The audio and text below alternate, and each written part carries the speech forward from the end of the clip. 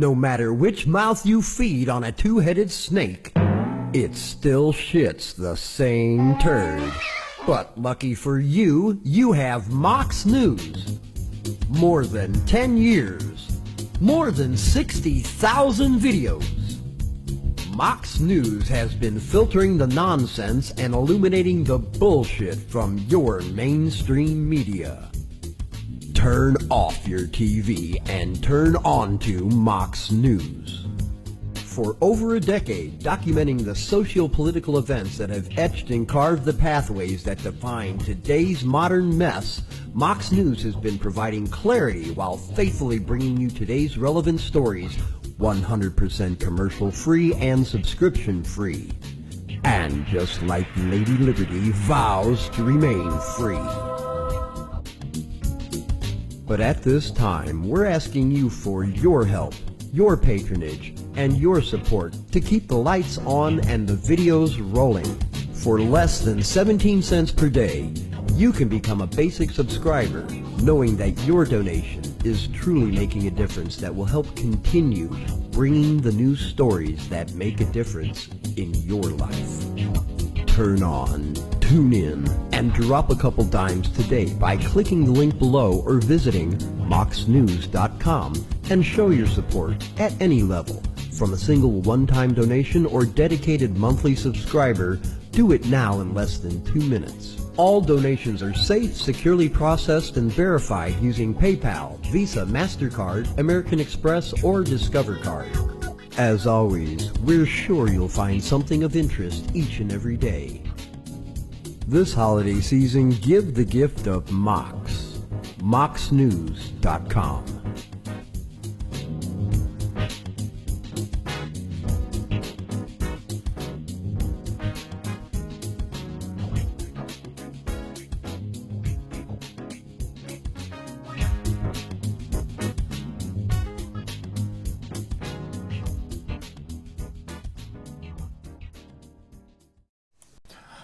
We usually end that with Tiger, so I thought Tiger was appropriate. Hi, hello my little ninjas. My name's Mike. This is my YouTube page, Mox News. And welcome to your Wake and Bake News at 7 p.m. And you've chosen a very special night to tune in. This is this is Dabs for Donations Friday. And that's always fun. So usually we have a giveaway. I'm sure we'll have one next weekend. But if you'd like to donate, it's easy to do. There's clickable links in the text body of this video. Or you can go to moxnews.com. And I'll put some in the chat momentarily. So I got my Boo Bear. My Boo Bear's over there. I have a bunch of videos for you ready tonight, including ghost guns and drug possession in Seattle. No one's getting charged. And the thing about this video for drug possession, right? It's like they just show people cooking heroin in the video. It's like that's the only drug there is on the street is heroin. We got to show people cooking up. It's very, I mean, it's not like there's any magic mushrooms or LSD out there. Maybe that's just no fun showing people, eating a big old bag of magic mushrooms and laughing their ass off. I don't know. Let's see. Shot in the back lawsuit. That's a good one. And, you guys see the rocket debris today? Apparently, a lot of people last night in this area saw a very large, I guess it was a, Elon Musk thing that came through the atmosphere, supposedly, and it's just very interesting to watch. So I'm going to play that video for you now, and I have to be done by about 9:30 tonight because Craig coming into town. I got to go to the airport and pick him up, so I got to be done about 9:30. So if you want to make your donations and get your dabs, you better do it soon. Let's see, rocket debris. If you guys haven't already seen this, I know you want to, so I'll play that for you now. The huge fireballs seen over the Pacific Northwest skies last night still have people buzzing today. And now we're learning more about what that actually was. Our newsroom was inundated with calls last night over the site. It was visible from across Washington and Oregon. While some thought it was a meteor, well, you're looking at what started it all. It was the man-made Falcon 9 rocket coming back to Earth. And this is that rocket re-entering the atmosphere as it failed to deorbit properly. So this is not a meteor as some people originally assumed it was. This is actually a space junk. That rocket was launched from the Kennedy Space Center to send dozens of Starlink satellites into orbit to provide internet service from anywhere. Coming up on Como News at 4:30, Nick Papa will have more on this developing story. It's rare, but it happened last night. Space junk streaked across the sky in a fiery display that could be seen for hundreds of miles. Here's just some of the video, and we got a lot of it into the newsroom. It's all because of a piece of a rocket missed re-entry and smacked into the atmosphere. Cover 7's Ranji Sinha talked with one of the people who witnessed the flames in the sky. I spoke to an astronomy professor at the University of Washington who said the debris probably could be seen in Idaho, across Washington and Oregon, maybe even in British Columbia. Now, people in Seattle, many of them saw it, and we spoke to one of them who said the only reason he saw it is because he went out to see a neighborhood cat. And I looked up over that house, and I just saw this huge streaking light. People were saying, hey, it's SpaceX, it's Transformers, it's aliens. I got kind of freaked out because it was one of those, am I the only one seeing this moments? Joshua Vester was absolutely not the only one to see the fiery re-entry of a piece of the SpaceX Falcon 9 rocket. He was joined by people across the Pacific Northwest who saw flames in the sky around 9 p.m. So I walked over, and we call him Mr. Rogers. He's just this neighborhood cat. I bent down to feed him, and I looked up right here, and it was just streaking. He was just able to see it and film it on his phone from his front yard. It was pretty cool, actually. This was the second stage of a Falcon 9 rocket booster. So this was the top 10% of a rocket. Dr. James Davenport says SpaceX launched the rocket 3 weeks ago to deliver satellites into orbit. He says it did that job correct. Oh my gosh. What the heck? The one failure, it didn't come down when observers expected it to. It's a shooting star thing. And that was very evident to people across our region. People are like, what is that? You know, it's really amazing and surreal to see this like string of lights through the sky moving. And I think we should just get used to that idea that, yeah, we're entering this new era of a lot of stuff being in orbit. Dr. Davenport says rockets are designed to do what night, but even he admits if things are going well, the fiery, bright light, sci-fi-esque show probably should not happen too often. But with more stuff going into space, we could see it more. It's a good thing when we can look up and share these things together. I think that's what makes astronomy so like romantic and wonderful. Things burning up and blowing up in the atmosphere is a little bit romantic in that way too. Dr. Davenport said one of the reasons it was so bright is because it broke up, creating all those streaks. He also said that this entire event may have happened 30 to 40 miles above the Earth. In Seattle, I'm Ranji Sinha. Pretty cool, Nick. We were just talking about how neat would that have been for your kids to see this. But yeah, after their bedtime, after our bedtime too. So I missed it. I missed it too, yeah. And it's funny to think about if that stage 2 booster just had its reorbit booster go off again to put it into the right spot, this wouldn't have happened. We wouldn't have seen it this way. But then it gets trapped in orbit, orbits twice, and it's just like that rock ricocheting off the atmosphere a little bit, and then it comes in and you see that huge set of just fire in the sky. I love when they talk gibberish at the end. It's like, what the fuck? Yes, we all want to hear about how you missed the event. That's great. So I have a bunch of videos to get through again. So, and it's Dabs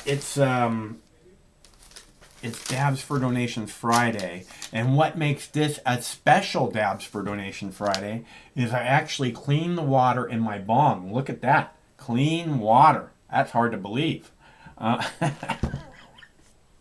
So, if you'd like to see me take a puff with nice clean water, there's clickable links in the chat. If you want to go there. Otherwise, I have more videos to play. Otherwise, this is a call-in show. The number's right there on the screen. And, I don't know why there's so many thumbs down on this video before it even started. I really don't. I'm not sure why. I thought that the thumbnail was hilarious, for one thing. Hello, caller. Hello, caller. Hello? Hello.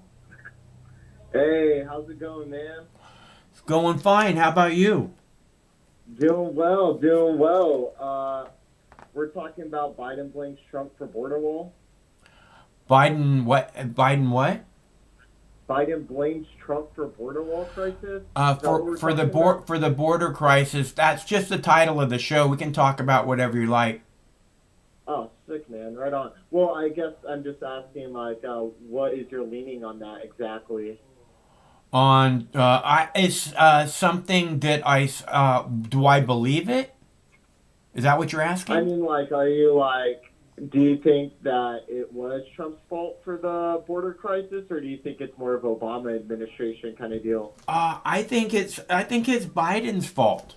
You have to look.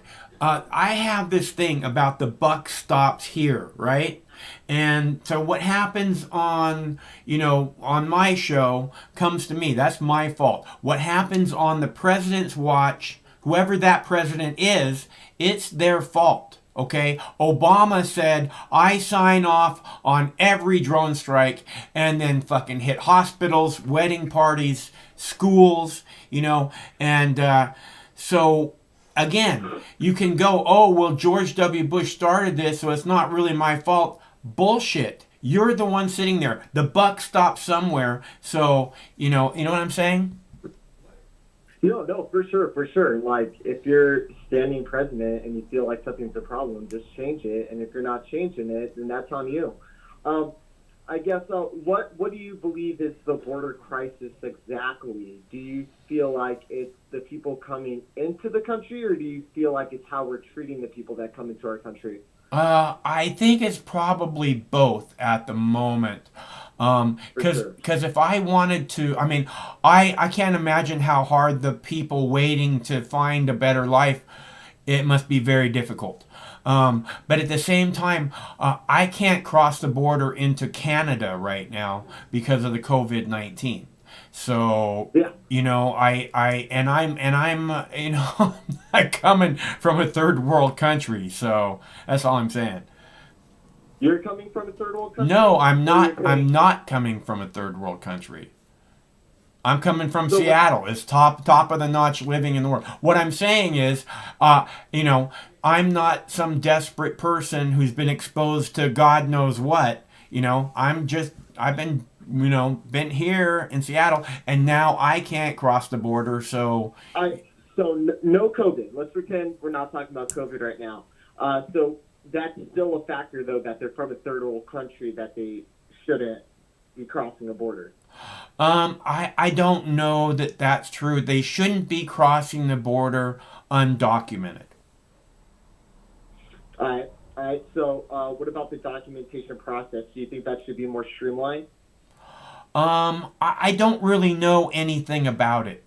So I'm not really sure. I couldn't answer that question, as if I'm authority or something. At least you're honest. I'm not too sure about the actual process, but I can't imagine it's easy. And I guess definitely, I can't imagine it's an easy process. And maybe like instead of working on stopping people from crossing legally, you should work more on finding a way that they don't have to cross illegally, that they can, go through a process that works. Yeah, I agree 100%. I have no problem with people from other countries coming here. That's basically what made America great. One of the things.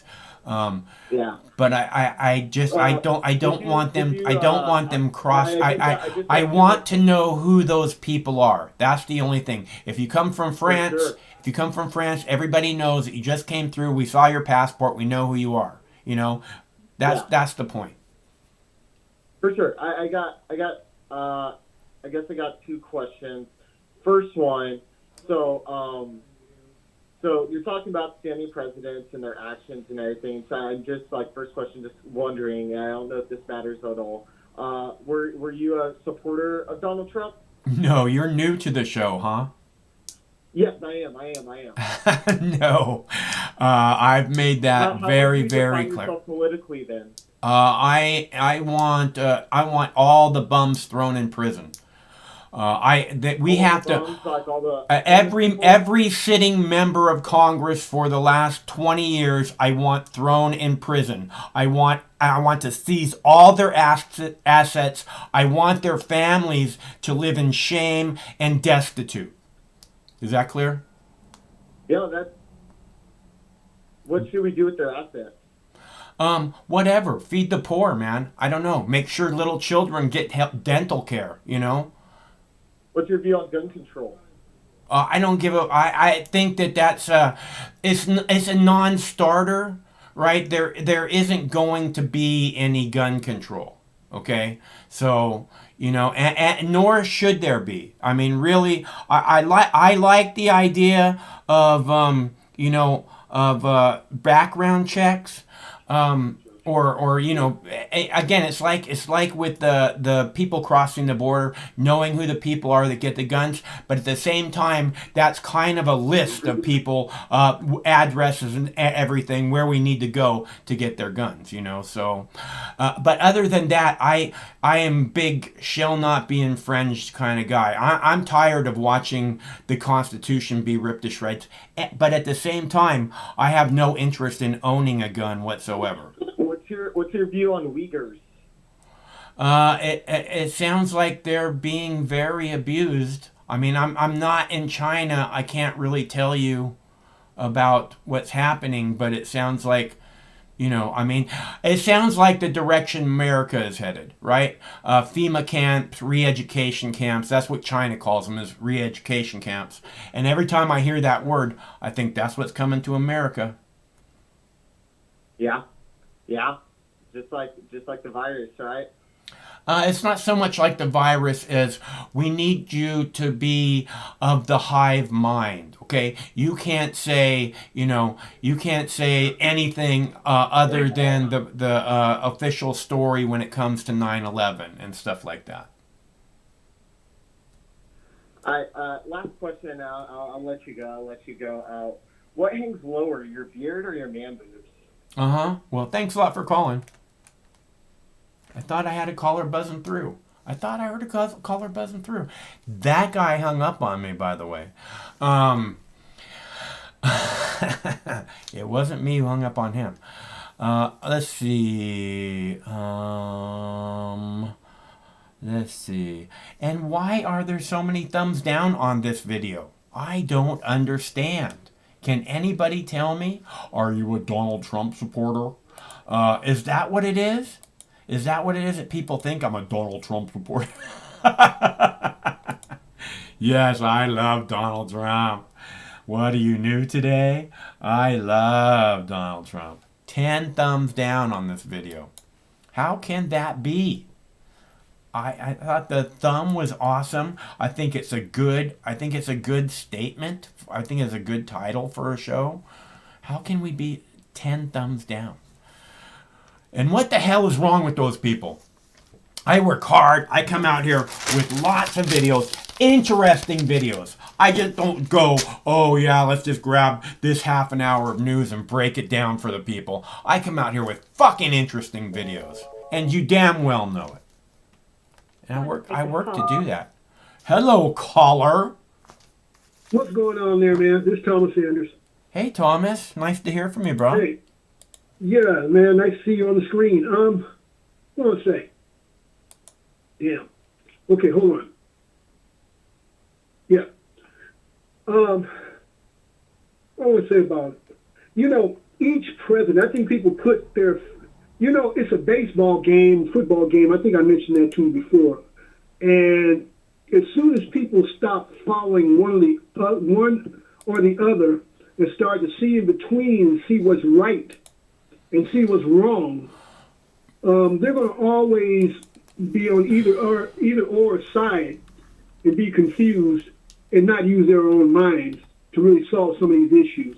You know, like, okay, you have a guy, first they talk about the wall for years, okay? Then you have Donald Trump builds a wall, and then you have Biden comes in and supposedly doesn't want the wall there. I heard all kind of stuff about that. But however, it seems like one comes in and does this, and another one comes in and imposes that. But we're basically spectators, rah, rah, rah, or being unhappy about something. We don't do shit. You know, it's like they're doing this stuff to screw with us for the most part.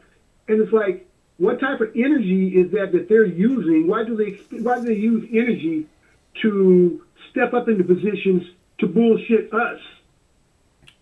I think a big part of it is, you know, see, it's this thing where they can believe that they can get away with anything. It's like cops, you know. They think they can basically get away with anything. All they have to do is say, oh, you know, this is, you know, a threat to us or whatever. And then it's like, oh, look, they're trying to defend us all. You know, they don't seem to have any sense of priorities when it comes to the working class people. And that's why I keep saying, you know, we can do better, we deserve better, because, you know, we should be, the working class is the backbone of this country, and you know, they should be treated right, as opposed to all the fucking rich bitches getting every damn break in the world to start with, and then the government gives them every damn break they can. Fuck that shit. While people in the street starving. Go ahead. And you know, see, I have no, listen, okay, being raised, well, you can be raised anywhere, but predominantly the West Coast and Northwest on down to the Southwest. Okay, when I came up, I was born in '56. So now we moved, when the housing market went up, okay, we moved, when I was 6 months, we moved down to East Palo Alto. Okay, I had a little white girlfriend on the other side, mostly white people in the area. And maybe a few Japanese people, some black people way over there. Found out actually I wasn't one, you know, we weren't one of the first black people that moved in that town. There was more black people, but I was raised around a lot of people. And the only bearing that really has on me is the fact that for the most part, people can coexist, okay? They can coexist. But now here's the part that makes black people sore, and here's one of the things that kind of, it's a, what would I say? It's a briar in my finger. It's the fact that they manipulate people, and they manipulate us to believe that the other person is wrong for existing. But now it's not so much. It's not so much that I think is as that other person is a threat to you somehow. Well, yeah, this is what they go. Okay, see, but you know better if you're thinking for yourself. Yeah, it should be obvious. I mean, this is one of the things I talk about a lot. You know, the threat isn't coming from China, from Russia, from Iran, you know, and not from your neighbors. I keep saying that a lot, so. No.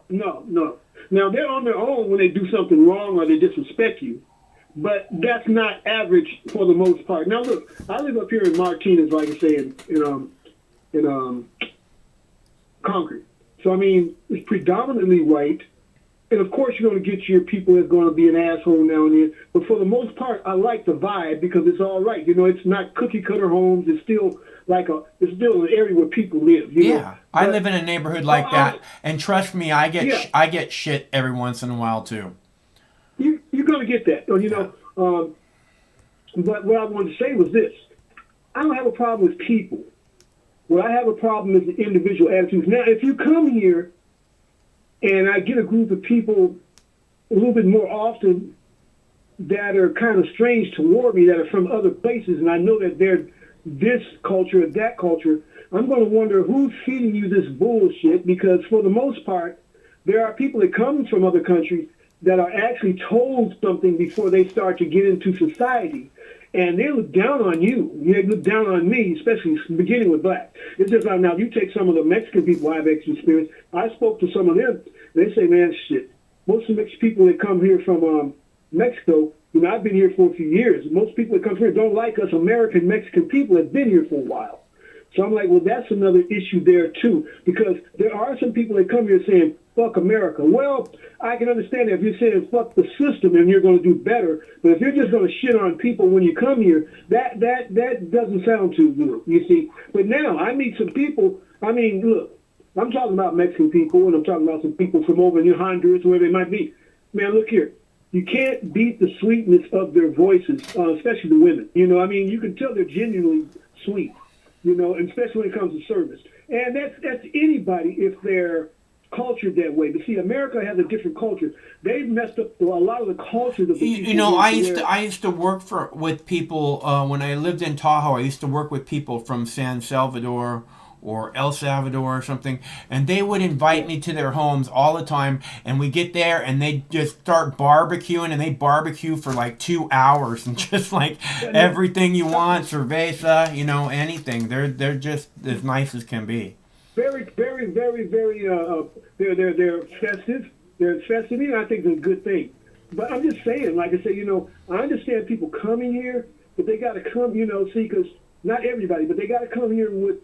You have to know what America has done. You have to know what people are up against here before you come in here and scarfing up things and forgetting about the other person, because this applies to everybody. Because what's happening here, however it's going to affect America, is not only going to affect black people. It might affect us more, but it's also going to affect some of the blue-collar whites, as it already has, too, you know, for the most part, because all the jobs are pretty much in a different area. But I begin to see some whites, you know, in certain jobs, like the construction jobs and stuff like that. But, you know, for what this...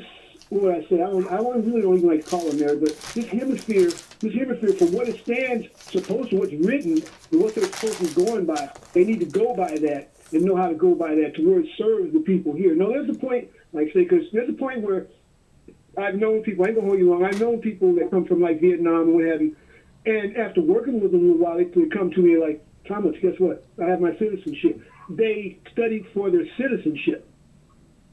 So they know the Constitution and they know the law. And see, everybody just coming over here in droves, that is a different thing. See, I don't know how they're working that out, but in my mind, the way I perceive it is like they're just allowed to come in. Well, that might not be too good like that. Again, I want people to be documented. If they're going to come into this country, I just simply want to know who they are. You know, like anybody else coming to this country from other places in the world, you know. That's what I've always said, you know, is we've been going through the last 20 years a war on terror. There's terrorists everywhere, and yet 3- and 4-year-old girls are walking across the southern border undetected. Right? So, I'm so afraid of terrorists. Oh, my God. What the fuck? You think a terrorist can't cross that border just as well? I mean, and there never has been one, has there? No, that's not the way it works, is it? It doesn't make any sense. Again, China, Russia, Iran, they're not the threat here. No. Now, my granddaughter's walking here. I had to give her a fork full of this chicken right here. But anyway, see... Because, you know, they got things they got to get together. See, now you heard the subliminal news, or you probably know the news you read. Well, they do it all the time, but, you know, you have to really put all this stuff together. Now, Biden is not a clean dude, okay? He's not a clean dude at all. He's a straight-up crook, okay? We know that. Yeah. But, you know, and most of them are. But see, what I'm saying is when they say that, you know, the lesser evil, well, I don't think that's the thing. You know, once again, like I say, the lesser evil or the worse evil, you have to read between and see what you're trying to get out of either one of these asses. And I do believe, I'm just saying, I do believe that Mr. Trump would have been more approachable. Now, I don't have nothing to do with liking him. He would have been more approachable. Well, I'll tell you what. I'll tell you one thing about that. And here's the thing about Trump being more approachable, and that's that when he was in office, there was not an 11-foot razor wire fence around the fucking White House, okay? I know that for a fact. So as far as him being more approachable, I think that part's pretty obvious.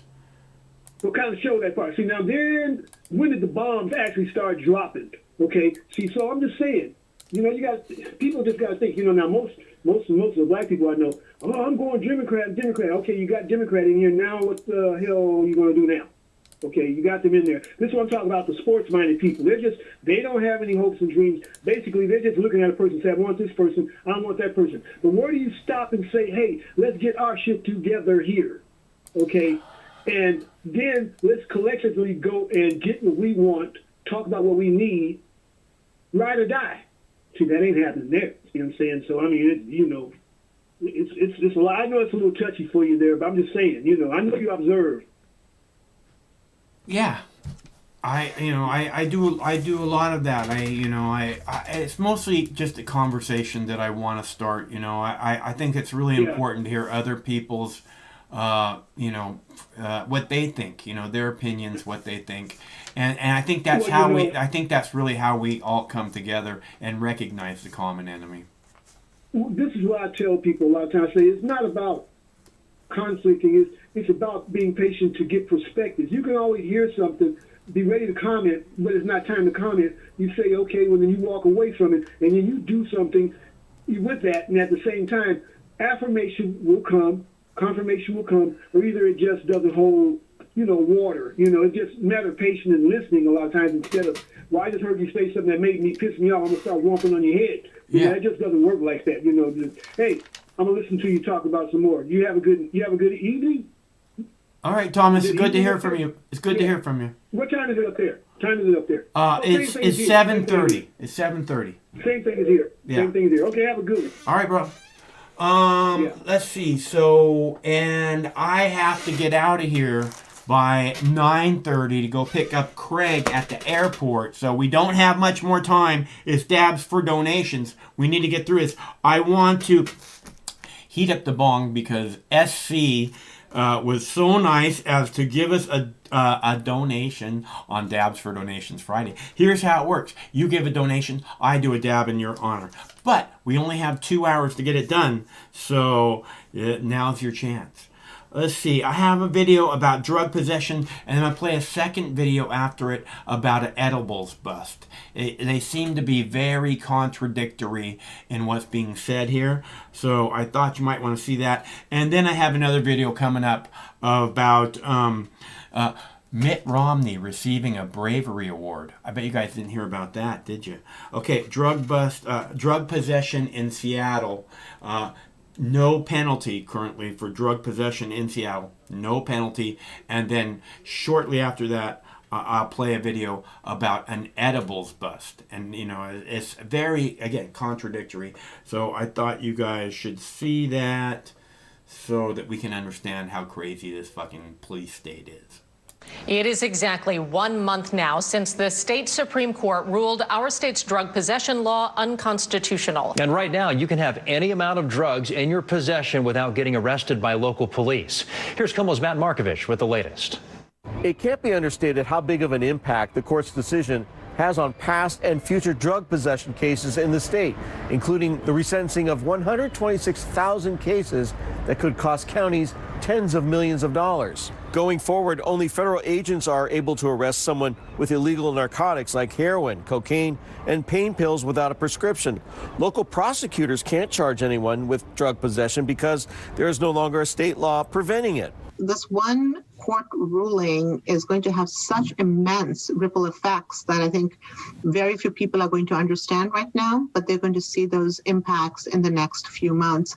Democratic State Senator Manka Dhingra has introduced a bill many think is the front runner for any fix going forward. It would reinstate the law by adding the word knowingly, which is what the court found was lacking, but it would also allow for personal amounts of heroin, methamphetamines, and pain pills without a prescription. So my proposal is really about making sure that we are reflecting the reality on the ground and doing something that's practical. Her bill would also set aside up to $100 million prosecutors say is needed to resentence and refund the fines and fees of tens of thousands of people convicted of a drug possession law that's considered unconstitutional. In Seattle, I'm Matt Markovich reporting. Okay, I want to point out again that when they do this, they just show people shooting up. They just show people heating up fucking drugs in a spoon. This is what it's going to lead to if we legalize all drugs. Everybody's going to be doing this everywhere. They're going to be heating up drugs in a spoon. It's going to be all over the streets. fucking asshole propaganda, right? And now here's this other video about a large edibles bust in Seattle after they just got done saying that we're not doing that anymore. This is the result of an illegal edibles bust. Look at this. Washington State Patrol says it started when a driver was arrested for DUI on I-5 near the Skagit-Snohomish County line. During the investigation, troopers found 20 pounds of THC edibles. As you can see, they featured a design resembling other products like Doritos or Oreos. All right, this dab is for SC. It's a big one. It's a gobber. This one's for SC. If you'd like me to do a dab for you, it's Dabs for Donations Friday, and I'll be happy to make that happen. But you have to give a donation first. It's not my idea. That's the rules. I don't make up the rules, people. So there's clickable links in the text body of the video, or there's clickable links in the chat, or you can go to marksnews.com. Should take like 2 minutes to give a little something back, which is always nice. And then I'll do a dab in your honor. This one's for SC.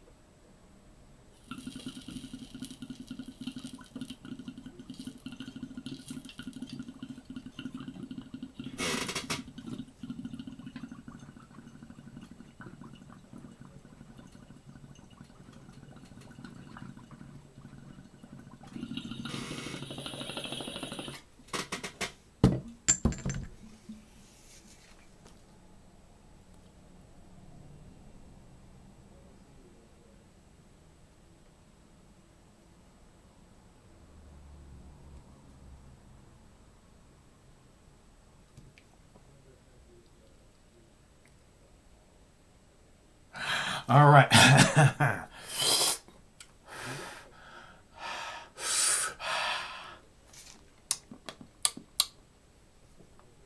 All right, I'm feeling much better now. And that's the way it works, people. You give a donation, I take a dab in your honor. All right, so let's see. We did the edibles one. And didn't you think that you get what I'm saying, right? They say, oh, drug possession is no problem in the city of Seattle, right? That's what they said. Nobody's getting busted. They show a bunch of people cooking up fucking shit and shooting it in their arm, you know, which is bullshit. You know, no mushrooms, no LSD, no MDMA. It's just all people shooting heroin in their arm. And then I show the edibles thing where they just busted people for having edibles. I thought those were pretty cool. I really like the packaging on the edibles. Those people are brilliant, and they're getting fucked with by the police for sharing the most important thing you can share on the planet, almost. Let's see. So, we're not getting any phone callers. Ooh, I have a really good video about street racing. I'm going to play that for you in a moment. But we're not getting any phone callers. This is a call-in show. The number is right there on the screen, 805-663-669-6397. 805-669-6397. So if you'd like to call, feel free to call. Okay, so I have a video. I have a video about ghost guns, which I guess are guns that are being printed, but these people are just crazy, man. This is like this fear thing. How much more fearful can we make it than, oh, it's a ghost, a scary ghost, like Amityville Horror ghost. Oh, scary ghost guns. Somebody get a exorcist, please help us. Scary ghost guns. All right, so I thought you guys want to see that. I'm going to go ahead and play videos. Again, I only have a little bit of time, so this is what I do. I take dabs, I play videos, and I talk to people on the phone. And we don't have any phone callers. I just took a fat gobber dab, and now I'm going to play a video for you about ghost guns. So I hope you like this. I thought you'd want to see it, honestly. So here you go. Right now, state officials are calling on Attorney General Merrick Garland to crack down on untraceable guns known as ghost guns. A coalition of 18 attorney generals has sent a letter to Garland asking him to close the loophole that allows citizens who legally cannot possess firearms to evade common sense gun laws. BNC correspondent Astrid Martinez is live in Philadelphia and is joining us now. Astrid? Good afternoon, Laverne. And Pennsylvania State Attorney General, Josh Shapiro, he is saying that these ghost guns, they are extremely dangerous. They are untrackable, untraceable, and they're the weapon of choice for criminals, not only in the streets of Philadelphia, but in so many cities across our country. I want 4 medic units to the side entrance and 4 victims inside shot. As cities across the country grapple with gun violence and mass shooting after mass shooting. Got 1 shot in the ankle, 1 shot in the back, 1 shot in the leg. Philadelphia communities are also being ripped apart after each increasing homicide. 2021 is on track to be the most violent year we've experienced in our lifetimes. We're less than 3 months in, and we've already lost more than 100 people to gun violence. A weapon of choice for criminals can't be traced, has no serial number, and doesn't require a background check for purchase. They bought them with no background check because it's not required under Pennsylvania law. They assembled them quickly, and then they sold them to people on the streets of Philadelphia who want to commit crimes, and in some cases did. Ghost guns are sold on the internet or at gun shows in a kit of disassembled parts. Their sale is of growing concern to lawmakers because it easily puts guns into the hands of those who are legally prohibited from owning a firearm. Back in 2019, we seized 99 of these ghost guns here in Philly. In 2020, that number rose to 250 ghost guns. We have recovered almost 100 in the first 2 months of 2021 alone. They're more popular than ever, and they're going to become more widespread than ever unless we cut off the flow of these guns at their source. That's why we do surveillance at gun shows, to understand illegal gun trafficking and how prohibited persons are buying these kits. State Attorney General Josh Shapiro says there is only one purpose for the sale of deadly ghost guns, and that's to commit crimes. Shapiro moved to reduce the access of ghost guns. He recently announced that the largest gun show promoter in Pennsylvania, Eagle Arms Productions, has halted the sale of these partially assembled ghost gun kits. That is the first time we are aware of in this nation that a gun show operator has partnered with law enforcement to stop the sale of these dangerous 80% receiver kits. After a year where our city has already endured so much that was beyond our control when the coronavirus pandemic, it is unimaginable to think our residents are now suffering further because of gun violence that can and must be stopped. And that sentiment is felt across the country with the recent mass shootings. Just neighborhoods are reeling from gun violence. Another issue is that tracking these sales is difficult because selling these individual parts alone is not illegal. However, when someone who can't legally own a firearm then assembles these pieces, that's when it becomes unlawful, Laverne. And Astrid, what does the ATF say about this? Okay, so this is funny. The ATF doesn't categorize these individual parts as firearms. That's why you're seeing so many retailers easily sell these ghost guns to so many consumers, many of them that end up being criminals or many that end up selling these kits to criminals. So that's why we're seeing these 18 state attorney generals band together asking the U.S. Attorney General to change the gun laws and ask that, first of all, these ghost guns be banned and also a background check be required, because as we heard in the piece, background checks are not required to purchase these parts that eventually create a ghost gun. All right, thank you so much for that report. Our Astrid Martinez reporting live from Philadelphia. All right, so we got SC on the phone. He just gave a donation a minute ago. We did that fatty bong rip for him. What's going on, bro?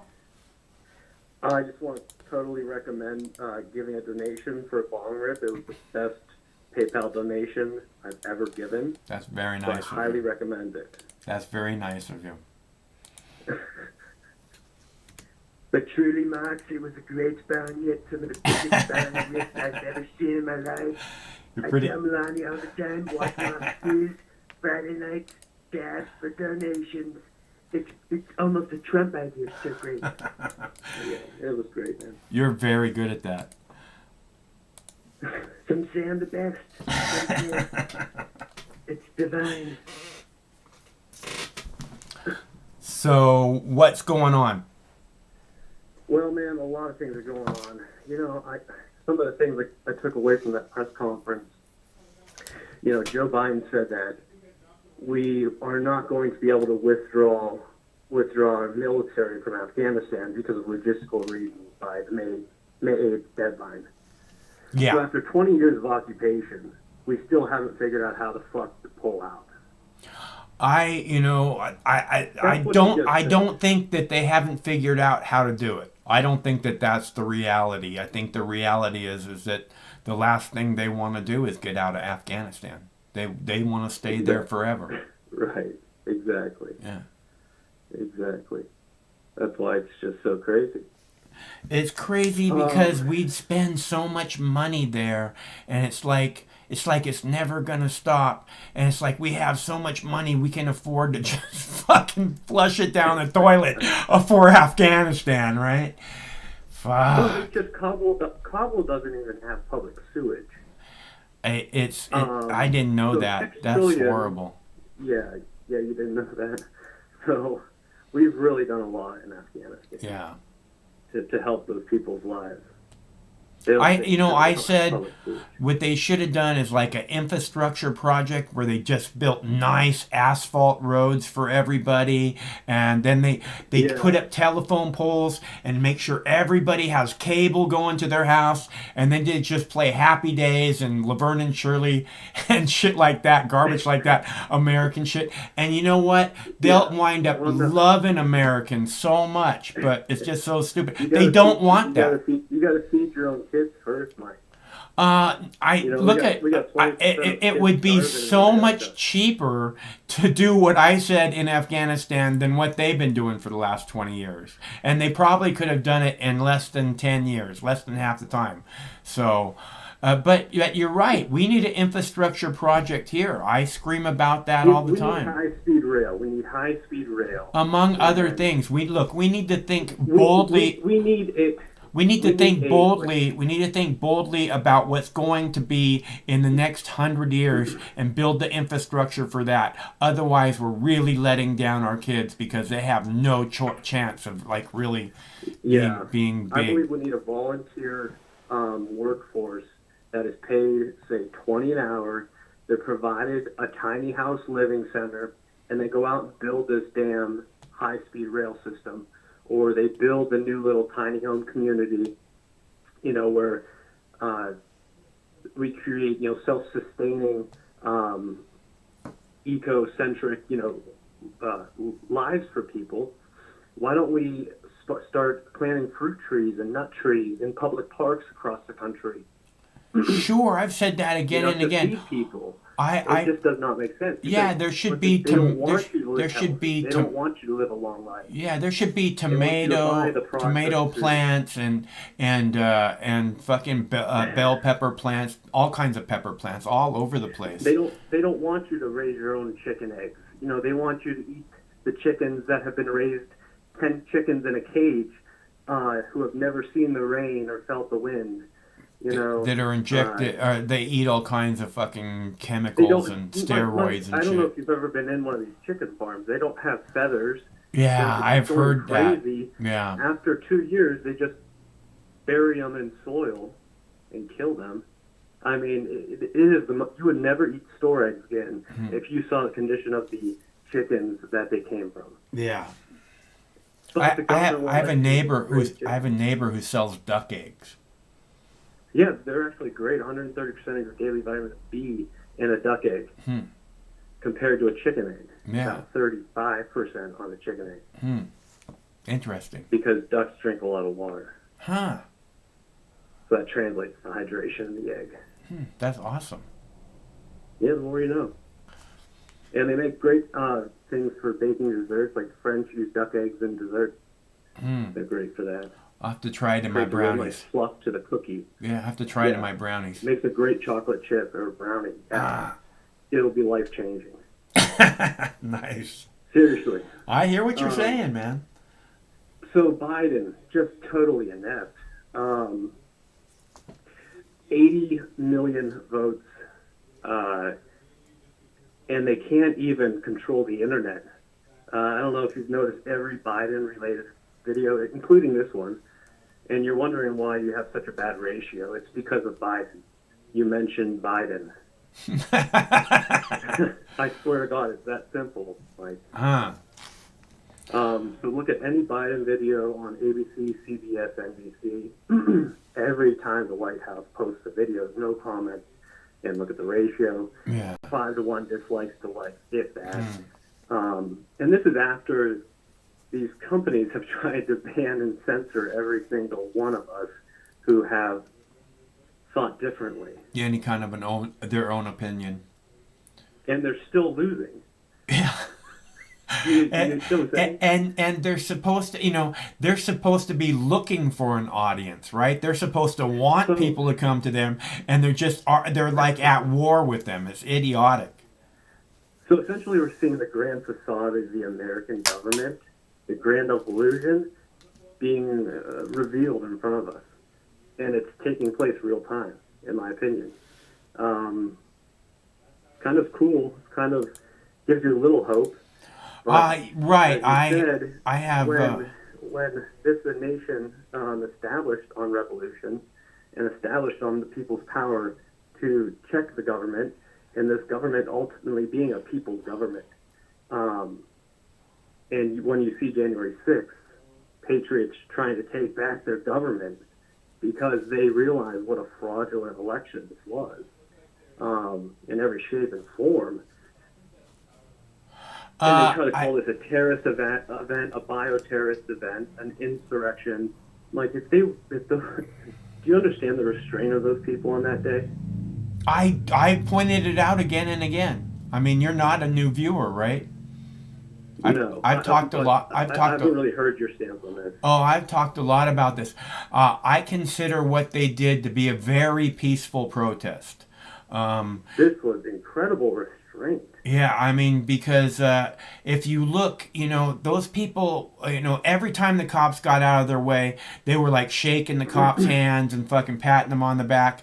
I've seen video after video of the cops falling down face first, and the people pick them back up. Are you okay?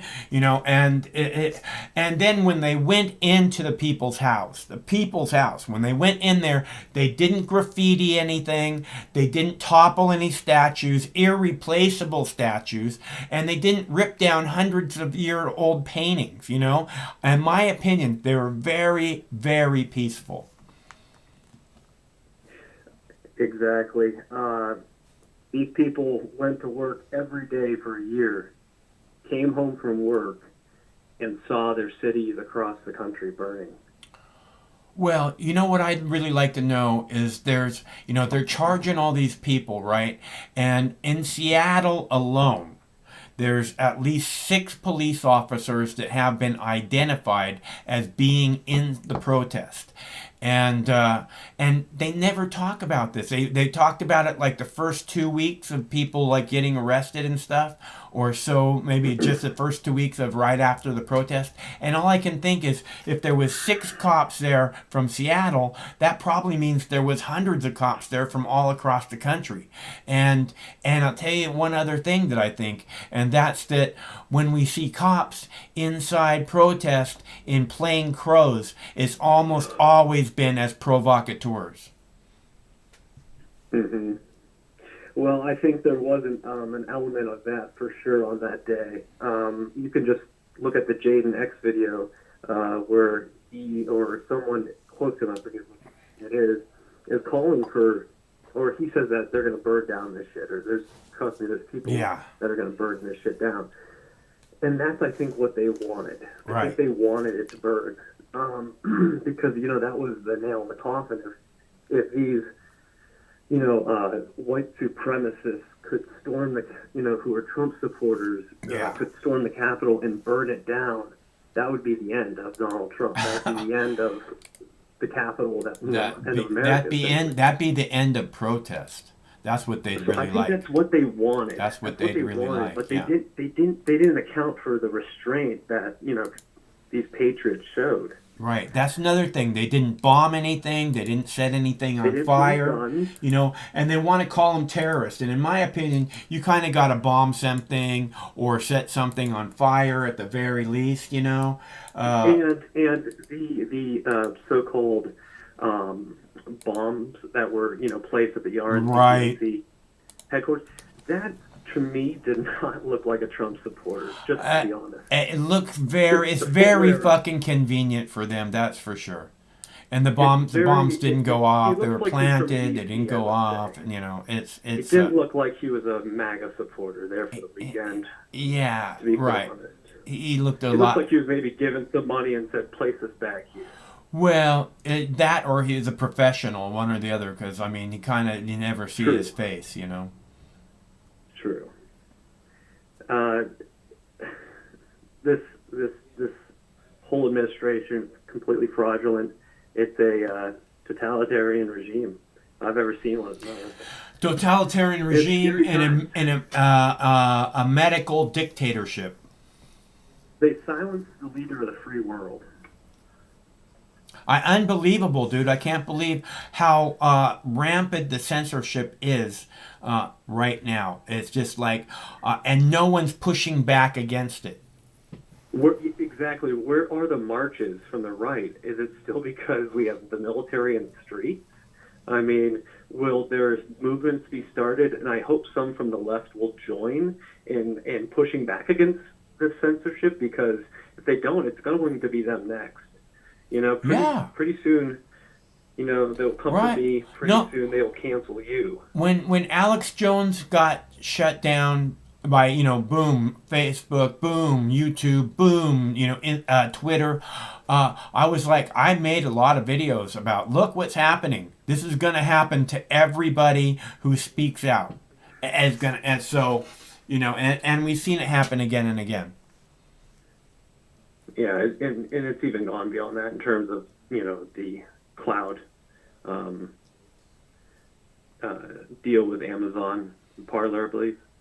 Yeah, well, Amazon has a lot of deals with a lot of people. They have a cloud. The CIA has a giant cloud with Amazon, so. Right. So I don't know. I don't know where I see this going. It's unprecedented. I think that a foreign power would be stupid not to take advantage of where America's at right now. Because I think this is the lowest point we've ever been in, because honestly, if we go to war, who's going to fight it? Who's going to represent this government? And that's, I think, where we're truly at. Look, I don't know if you remember the Immortal Technique song about Tell the Truth. I think that's the name of it. And it's all about 9/11. And he talks about how, not going to go to some foreign war, but, if there's people coming through the streets of the Bronx, that he's going to be out there and he's going to be defending, he's not going to defend this government, but he's going to defend his family and his neighborhood. And I really like that. Yeah. And I think that's the god-awful truth. As much as I would like to represent this country and all it stands for, currently where we're at, it's not what I stand for. And that it makes me sad to say that, but it's never been more that case than it is now. And we'll see what happens, but like I said, I hope people just continue to realize the things that are happening around us every day. And I think people like you are one of the last, freedom keepers out there. So congratulations. Well, thanks very much.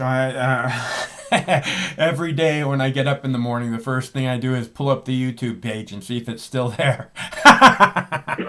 Well, right? You've been erased before, correct? Yeah. The last time I had 2 pages that were going at the same time, and each one of them had like 20,000 videos.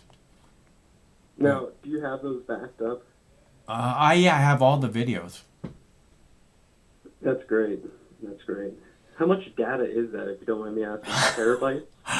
No, I have like 22 terabytes hard drives in a bookcase, and then I have another, I don't know, 2,000 DVDs in the closet.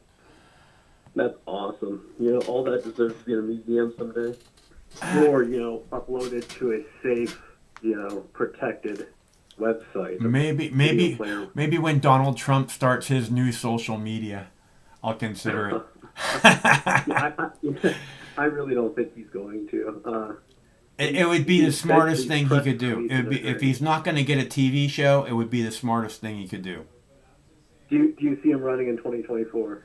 Unless they ban him, I mean, which is what they're really trying to do. But I think you know, they seem to have. I mean, after this last election, they seem to have quite control over what's going on. So it's almost like it doesn't matter who runs at this point. They're gonna select who they want. Give me a quick lightning round for you. Do you think Laura Trump for Senate in North Carolina in 2022? Is she running? She hasn't announced, but North Carolina? I don't know. But I wouldn't think that North Carolina would want some New Yorker representing them. She's a Tar Heel. Huh. She's a Tar Heel, so born and raised. Oh, you mean she's from North Carolina? Yeah, is that what you're saying? She's born and raised, went to NC State. I think you know. I don't really know who she is. That's what I think, honestly. Yeah, her last name's Trump. Anyway, I don't think Ivanka's running in Florida, but I just heard that Donald Trump Jr. might be running for the Pennsylvania Senate race in 2022. As governor or congressperson, Senate? As Senate, yeah. Ah, well, that would be interesting. I mean, wouldn't it be interesting to see all three of them run in separate states, and then you could possibly have 4 Trumps in D.C. I think it would be interesting. I mean, they're very, you know, I like the way Trump talks. I mean, I showed a clip last week where they were talking about people killing each other, dropping bombs in some other country, and Stephanopoulos was like, "Do you consider this person a killer?" And Trump said, "There's lots of killers." Oh, he's asking about Putin. He said, "Do you consider Putin a killer?" Mm-hmm. And he said, "There's lots of killers." And he said, "What do you think? The U.S. is so innocent?" And it's like my favorite Donald Trump quote of all time, I think. Yeah. What do you think, we're so innocent, Judge? Is that it? Surely you think so? We don't have blood on our hands, Judge. Come on. Exactly. Next question. You're very good at that. Yeah. Come on, let's go. Spit it out. I loved that when he did that with the chick from MSNBC, Katie Tur. Remember that Katie Tur Trump Tower interview? It was classic. I don't remember. If you don't remember, yeah. If you don't remember, just watch it. It's just fun. But anyway, I'll let the next caller chime in. Hopefully, someone calls good. All right, bro. Well, it's good to hear from you. Thanks for the donation. All right. You should call back sometime if you can. Yeah, I will. Okay, excellent. Look forward to it. See you, bro. Oh, that was SC, and he just gave a nice fat $10 donation. I did a big fat dabber for him, and let's see if anybody else donated yet. Ooh, nice. We got a crypto donation, baby. I am on fire now. All right, so that means we're going to have to play another video. What should we play? Seattle, wear fur chick, shot in the back. Oh, street racing. All right, so I want to play the street racing video for you because I feel like again, this has been kind of an Americana tradition. You know, back in the 50s, back in the 40s, everybody had their hot rods, you know, their Model Ts, their whatever it was. They had them. I mean, watch, you know, the movie Grease. That's half of what the movie Grease is about. It's about them racing their hot rods. Again, this is an American tradition. You know, and now these guys are going to be treated like, now this generation after generation after generation of Americans exercising their freedom, not that you want to be, you know, putting people in danger other than yourself, possibly, but, you know, if you put yourself in danger, that seems like it's nobody else's business, really. So one of the things about this video, again, is they're going to punish these people as if they're terrorists or something. But besides that, in this video, I'm talking about you putting yourself in danger. And a big part of this video is about this girl who got killed at the street races. But the thing is, she put herself there. And as far as I can tell, she must have put herself very close to the front row of people, because otherwise a whole bunch of other people would have had to die before they got to this girl. And they only mentioned this one girl. So I find it very interesting that nobody wants to take responsibility ever.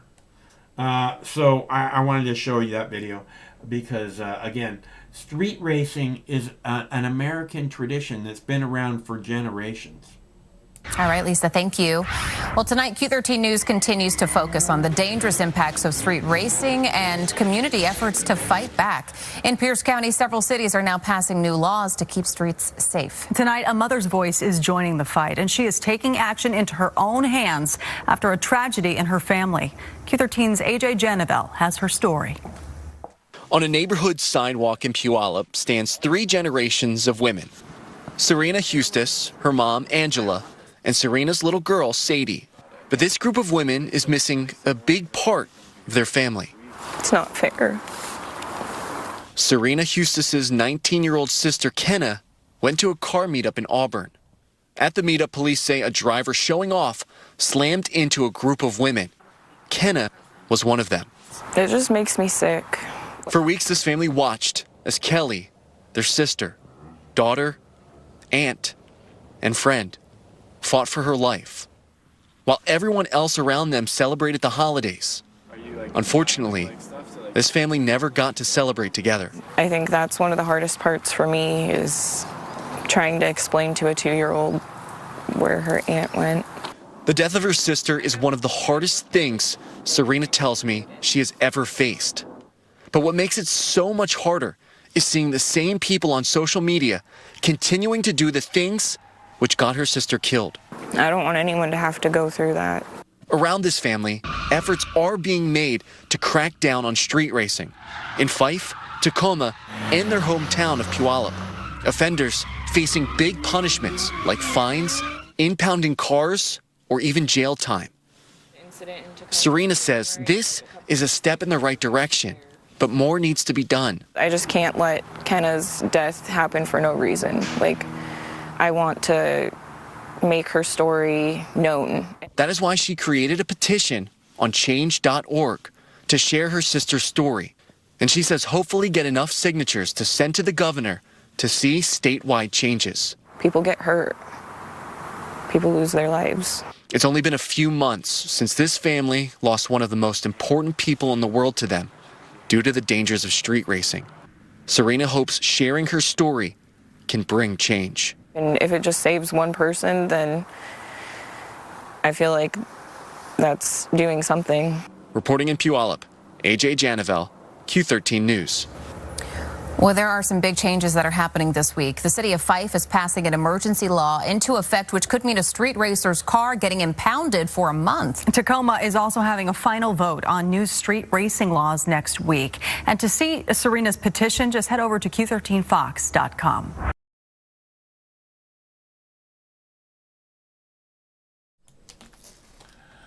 Wookie, are you listening?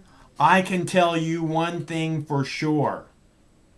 If you think street racers are boring people, then you have never ridden in a Mustang 427. A Mach 1 427. Mach 1 Mustang 427. You've never been there.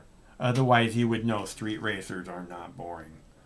I had a friend in high school. He had a 67 Chevelle, and it was fucking built like crazy. Blueprinted, balanced engine, you know, probably had 600 horsepower or something like that. He was on mushrooms one night, and he goes tearing through this intersection and just punches it, and he gets the car all sideways, and the back tires grabbed, and he shot right into a dentist's office. Too much fun. All right, so this one is for whoever made the Bitcoin donation. Thank you so much. It's very, very nice of you.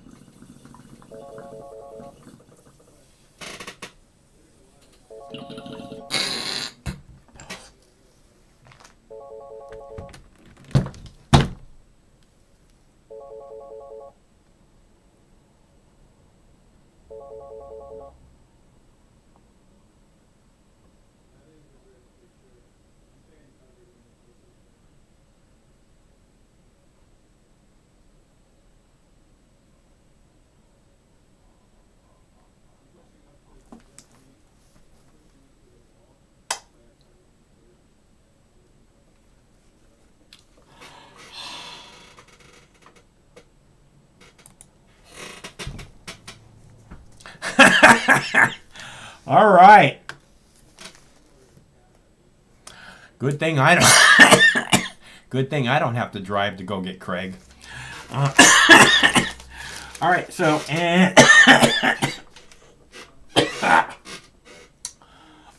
so I thought that street racing video was interesting again because.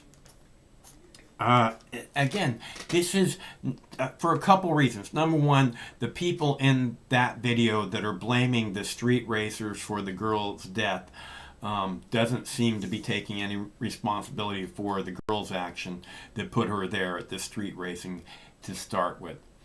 Not that I'm blaming the victim. But I think that should be pointed out in case you might miss it. Also, I think it's weird. They act like this generation is the only generation that ever souped up cars and went into the street and did made shit happen. I mean, there's rallies, all over the country or all over the world where they shut down roads and they have cars. They have F1s, Formula One cars. They have classic fucking sports car races. It's again this American, well, not just American, like I said, all over the world they have these races where they race through the streets that people drive on every day. And so when they put it on like this, it's just these kids that are fucking around that, we've never seen anything like this. They're completely full of shit. And again, I want to make sure that that's pointed out also, because you might not think about it the way this propaganda works, which you have to think about it all the time as if this is propaganda. And what is it that they're, what is it they're bullshitting me about right now? I'm going to point it out again and again. But I'm not trying to bullshit you in any way, shape, or form. Oh, I have a video about Mitt Romney, receiving a Bravery Award, Bravery in Politics Award. It's a John F. Kennedy Bravery in Politics Award. And I knew you guys would want to see this. I don't know if you've seen it somewhere else today, but my bet is probably not. So, although I would bet Kennedy will cover it on Monday. She doesn't come on Fridays. So, here we go.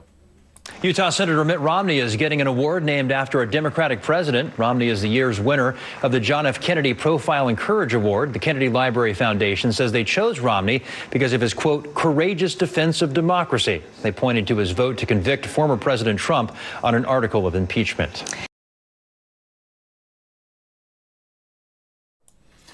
That one's a short one. But I thought it was worthy of your time. So, you know, I don't play things here or anything that I've ever put on the YouTube at all, other than maybe some boring C-SPAN shit. But it's always been because I believe it's worthy of your time. Even the boring C-SPAN shit, you know, like Hillary Clinton in the Benghazi testimony. Even though it's boring, I still think, you know, I wouldn't post it if I didn't think it was worth your time. So, and that's what I do. And it's what I know how to do, and it's what I've done for a long time, and what I'm very glad to do, especially with you guys. So, don't forget, it's always better when you're here.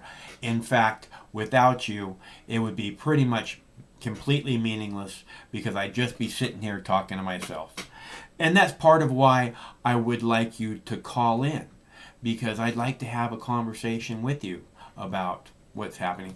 Because at Mox News, it's always really been you, my little ninjas, voices who matter.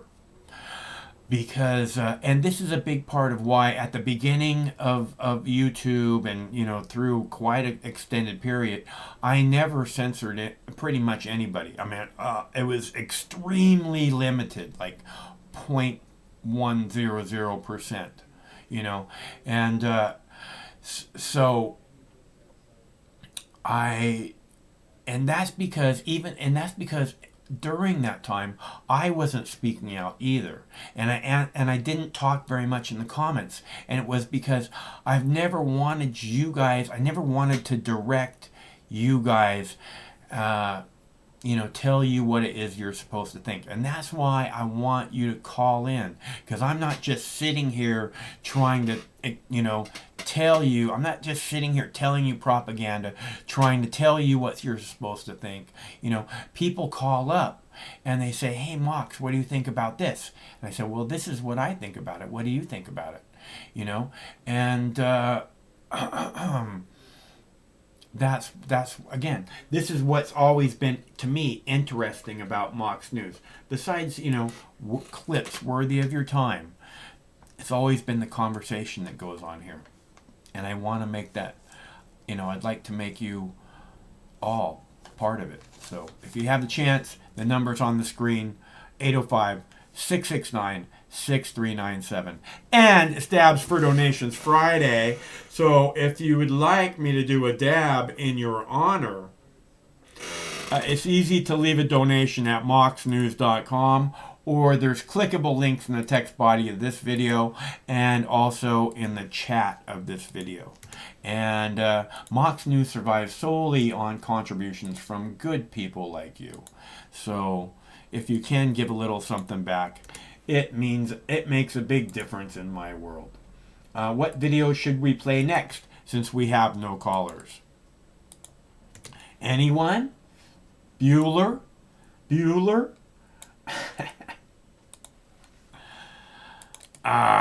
Okay. Let's see. What video should we play next? Shot in the back. Border crisis. I guess we should play the border crisis one because that's kind of what the video is titled. Oh, I saw Greg Palast on the Black News Channel as BNC. I think it's Black News Channel. I'm not sure. If I'm getting that wrong, I apologize. But I saw Greg Palast there talking about voter rights law. I have the video here about the new voter laws. I mean, it has the video of the congresswoman, state Congress representative being arrested and handcuffed for knocking on a door when the governor is signing into law new voting restrictions, I guess. Like you can't hand someone water when they're standing in line to vote. You know how long it takes sometimes when they reduce the voting areas that they have. The people in Ohio in the 2004 election between John Kerry and George W. Bush stood in line on November 6th in the freezing rain for 8 hours. And I'll tell you what, you do not stand in line, and it was all down to Ohio. You do not stand in line in the freezing rain to vote for a dickhole like George W. Bush and Dick Cheney. You just don't do that. I mean, we all saw these wars, we knew they were never going to end with them in power. We saw so much bullshit happen.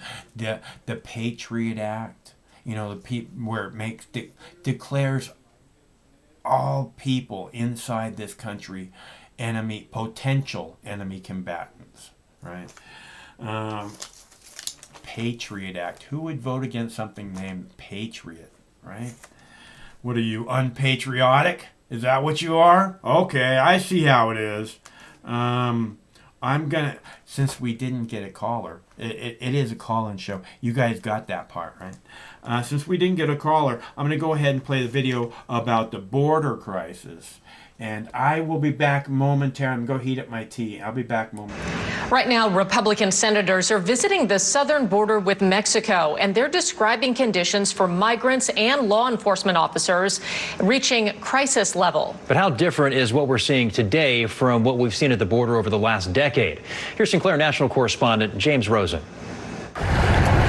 A family of Venezuelan migrants led by smugglers across the Texas portion of the Rio Grande this week was welcomed by state and federal authorities. Part of what many media outlets are calling a border crisis, said to have arisen since this moment. So help me God. But do the current phenomena at the southwest border add up to a bona fide crisis? CNN seems to think so, as does the New York Times, which reported last week on the, quote, surge at the border. President Biden argued this week the numbers are actually smaller than those witnessed under his predecessor. Truth of the matter is, nothing has changed. There is a significant increase in the number of people coming to the border in the winter months of January, February, March.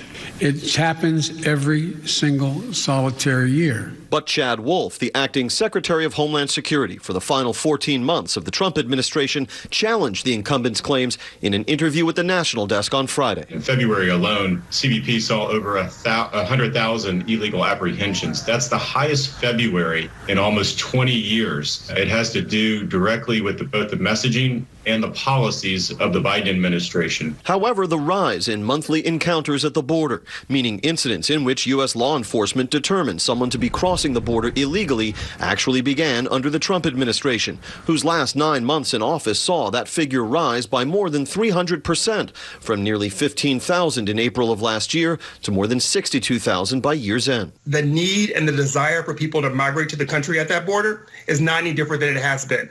There's seasonal kicks where people sort of the influx is higher or less. We keep looking for a president to do something that Congress needs to do. Indeed, analysts from all sides agree on two things. Arrivals at the border have spiked in 5 of the last 7 years, over 3 presidencies if we include the current one. And the last time Congress enacted major changes to the immigration laws was during the administration of George Herbert Walker Bush. Outside the nation's capital, James Rosen. Today, lawmakers on both sides of the aisle are visiting the southern border with Mexico to get a look at the surge of migrants there. Border Patrol says it is encountering about 5,000 a day, including hundreds of unaccompanied children. KIRO 7's Deborah Alferon with what can be done.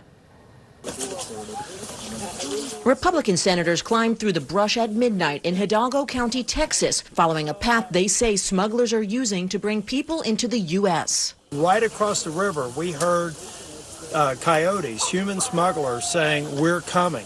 Republicans say President Biden has no plan to deal with the influx of migrants at the southern border. It seems like the guiding principle of the Biden administration is to reverse all of the Trump administration policies. But the problem is they don't have any plan. At his first official news conference Thursday, President Biden said he won't apologize for reversing some of his predecessor's policies. Most families and adults are turned away, but the president said he won't leave unaccompanied minors to fend for themselves. The idea that I'm going to say, which I would never do, if an unaccompanied child ends up at the border, we're just going to let them starve to death and stay on the other side. I'm not going to do it. Vice President Kamala Harris, who is overseeing diplomatic efforts, has said that she and the president will travel to the border, but they've given no timeline on that plan. Texas Congressman Joaquin Castro is leading a group of House Democrats to tour a facility in Carrizo Springs this afternoon. 17,000 unaccompanied children are now in U.S. custody. We're here today to find solutions.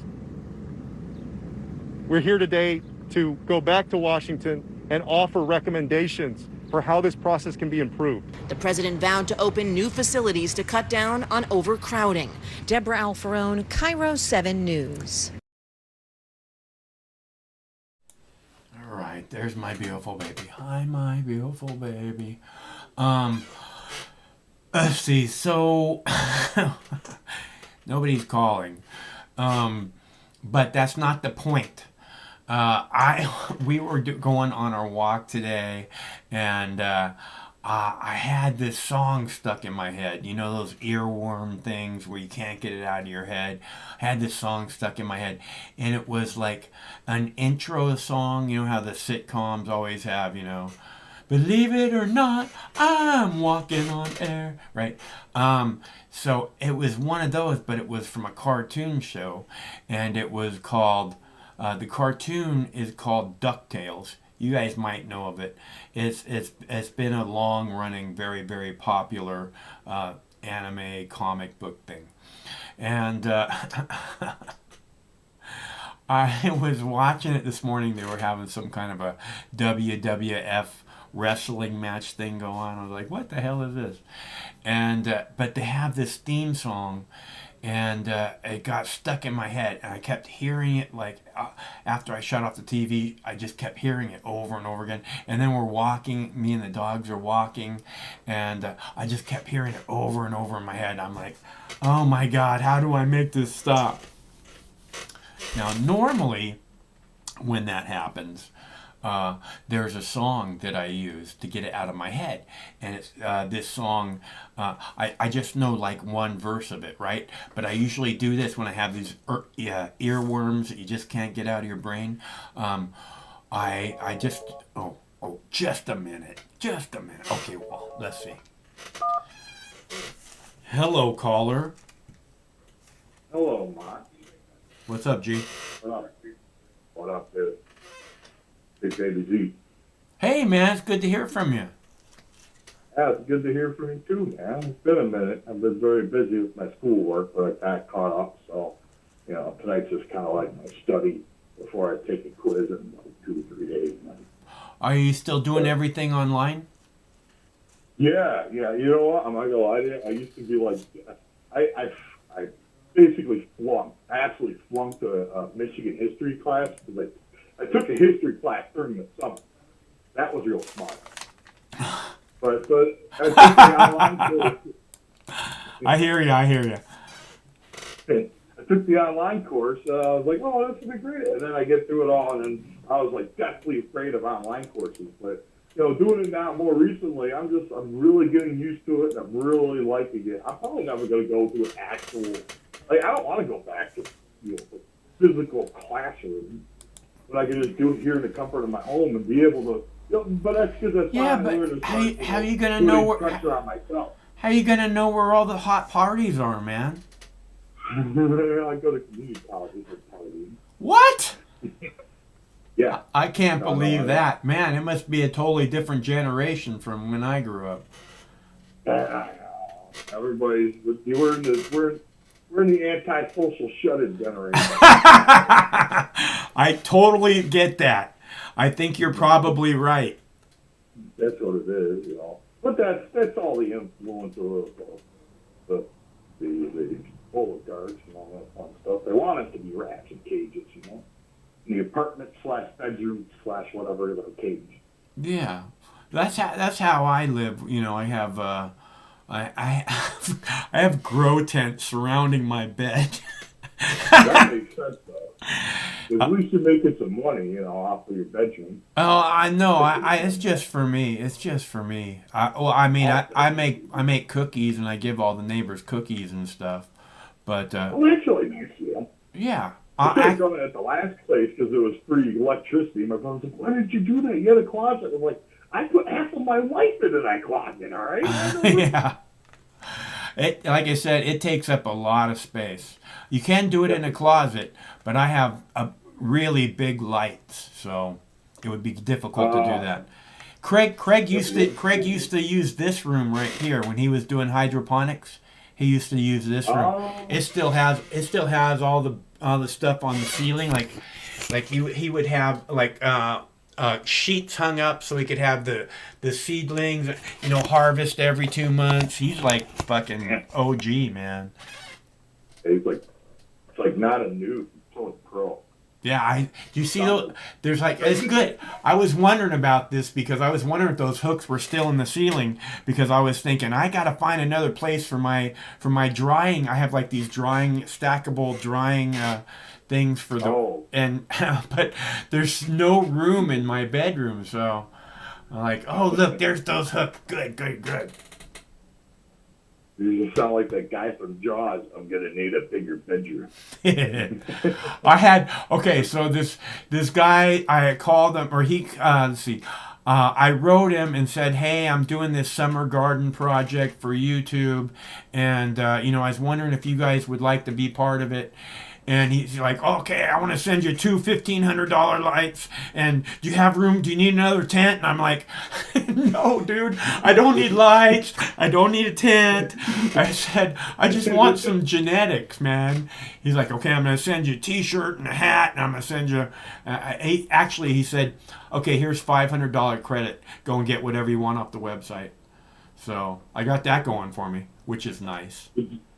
Did you ever see my video series on my YouTube page? Nuh-uh. What's it? Is it about growing?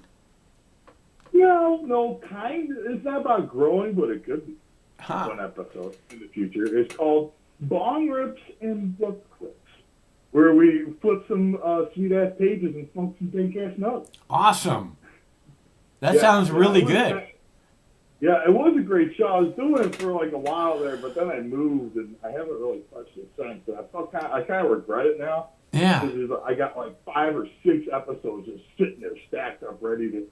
They're all books, so I gotta read them and shit. But I got the first one. I'm gonna work on it really soon. Yeah. I'm thinking I'm gonna spend they got a couple weeks in between classes. So I'm gonna mash out a few episodes. Nice. It sounds like a lot. It sounds like a lot of fun, dude. I can't imagine. I can't imagine why you'd want to go to parties if you had something like that happening. Oh no, I'm not partying days. I mean, I'm not saying they're over, but if I'm gonna party, it's gonna probably be with some pretty fucking cool people, man. Because I know how. I mean, I'm from Detroit. We know how to party, of course. Yeah, I hear you. Because there ain't what is the old thing? There ain't nothing like a Detroit party because a Detroit party don't stop. Oh, that's the kind of party I like. Yeah, you would like to party over here. We got the party times and party materials, man. Awesome, I believe you do. There's no doubt in my mind. Especially back in my Juggalo days. Holy shit, man! I used to get fucking cranked almost every night. It felt like. Well, I've eaten a lot of acid in my day. In my time. I had a friend warn me off from it, so I've never taken that stuff on unless they. Oh, dude. It's a really probably a very important experience. So find someone that you really like to hang out with and tell them you want to take some acid and find somebody who has really good acid.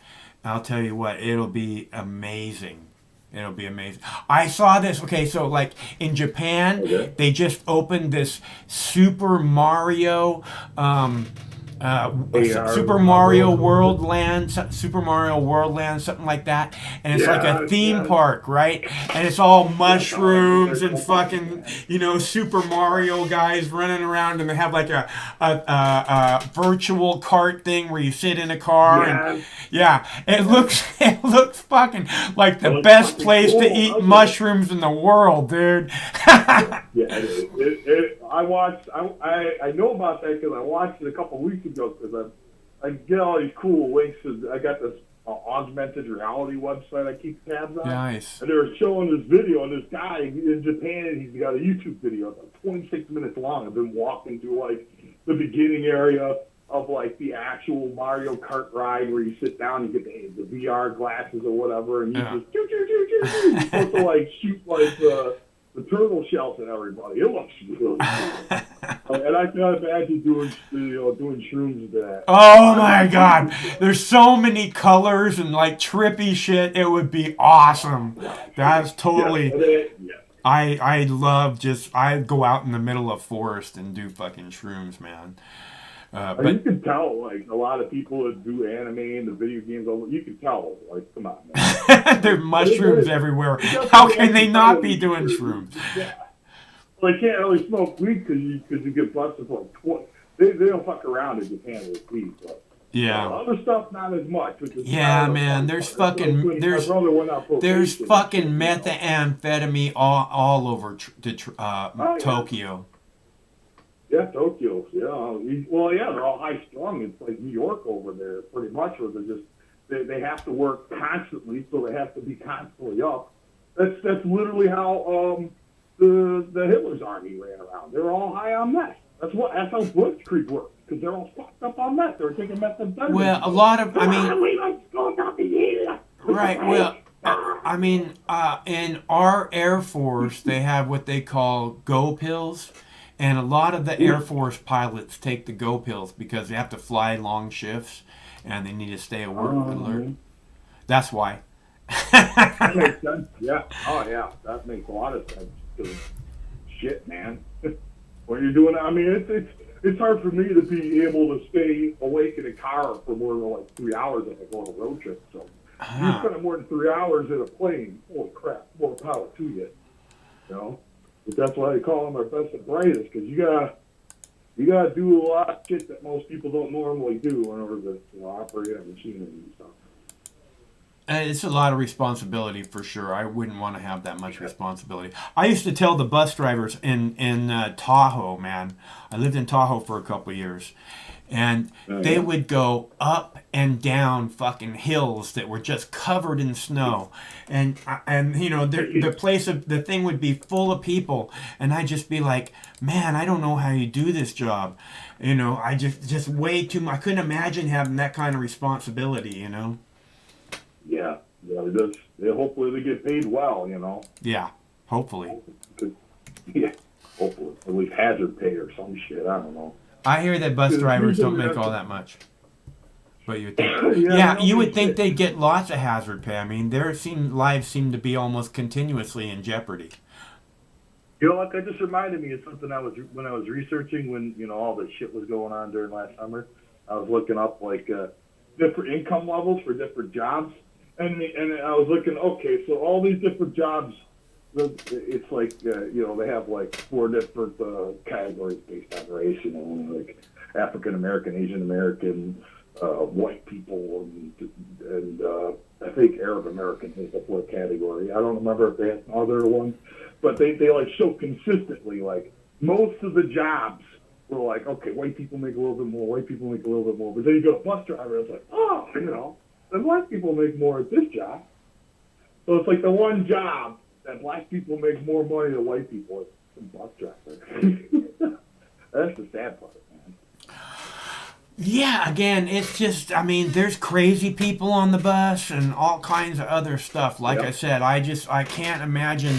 And it's this huge responsibility. I don't know if they feel it or not, but it just seems like, you have the responsibility to try and keep everybody on the bus safe, and then you have this bus that could fucking kill a whole bunch of people, on the street too. So it's just not a job for me, that's for sure. And I've seen some accident videos of buses. Yeah. A couple of years ago, they had a bus in town, and it was going nearby this area that I lived near, and it was on the highway, and the bus driver, like, for 1 minute, he didn't pay attention, and somebody in the front of him slammed his brakes. And you see, and the whole front part of the bus just shatters, and everybody freaks out. That was a big commotion. So it's like, that guy's like making like maybe $12 an hour, and then boom, well, there it goes. He's not gonna be able to work a job for a while. Well, he probably gets a nice settlement out of that, I would think. Fuck that $12 an hour shit, man. I just got $250,000. I'm not going back to that stupid job. Fuck that job. Fuck jobs, man. That person should be working for you. My friend Sam keeps telling. He comes over and he's like, I gotta get a job. I'm like, why? And he's like, want to join the rat race, He's like, he said, no, my unemployment run out, right? And I'm like, yeah, but I'm guaranteeing you they're gonna do something where you get an extension. And he never believes me, and he keeps getting extensions. But I like, why do you want to get... He's fucking brilliant, He's constantly has ideas, doing all kinds of stuff. And I don't understand why you'd want to, kind of put yourself in a cage like that. Unless you had some kind of rocket scientist job where you couldn't do it on your own, Yeah, he'd have to, like, if he doesn't get a six-figure income with his brains, then, he's kind of selling himself short. Yeah, I think so too. One of these days, he's an engineer, so he's always designing stuff for the 3D printer, and yeah, that's gonna be big industry soon. Yeah, so he's printing everything now. Yeah, so and he comes up, like I said, with some really good ideas, but they're not like big ideas, so they haven't exactly taken off yet. He's got this one thing where he prints up this thing for like people who do rowing, where there's like 4 people on a boat. It's like an Olympic sport, They sit on a little tiny thin boat and they row. I can't think of what the name of it is right now. But he made this thing that's like, there was this metal, they used this metal thing, and it was like, it would drop, it would fall, it would break, and then they have to replace it, and it cost like $2 to replace it every time, and every time that they went out and rode, like 2 or 3 of them would break. And he's like, he redesigned it and printed it, made it so that it was printable. It's like a 10-cent item, He probably makes it for a penny each. But, there's only so many people doing that kind of exercising, Never thought about it like that. That's interesting. But he came up with the idea because he was going out and rowing. He has like a fear of water for some reason. So he was like, okay, I'm going to go out and do this. And he was like, no, I don't like it. Well, that's what it is. Like me having a fear of roller coasters, and I was like, oh, yeah, I'll be all right. Well, after that, he went out and fucking did scuba diving. I'm gonna go learn how to scuba dive. And like, fuck that, I don't like that.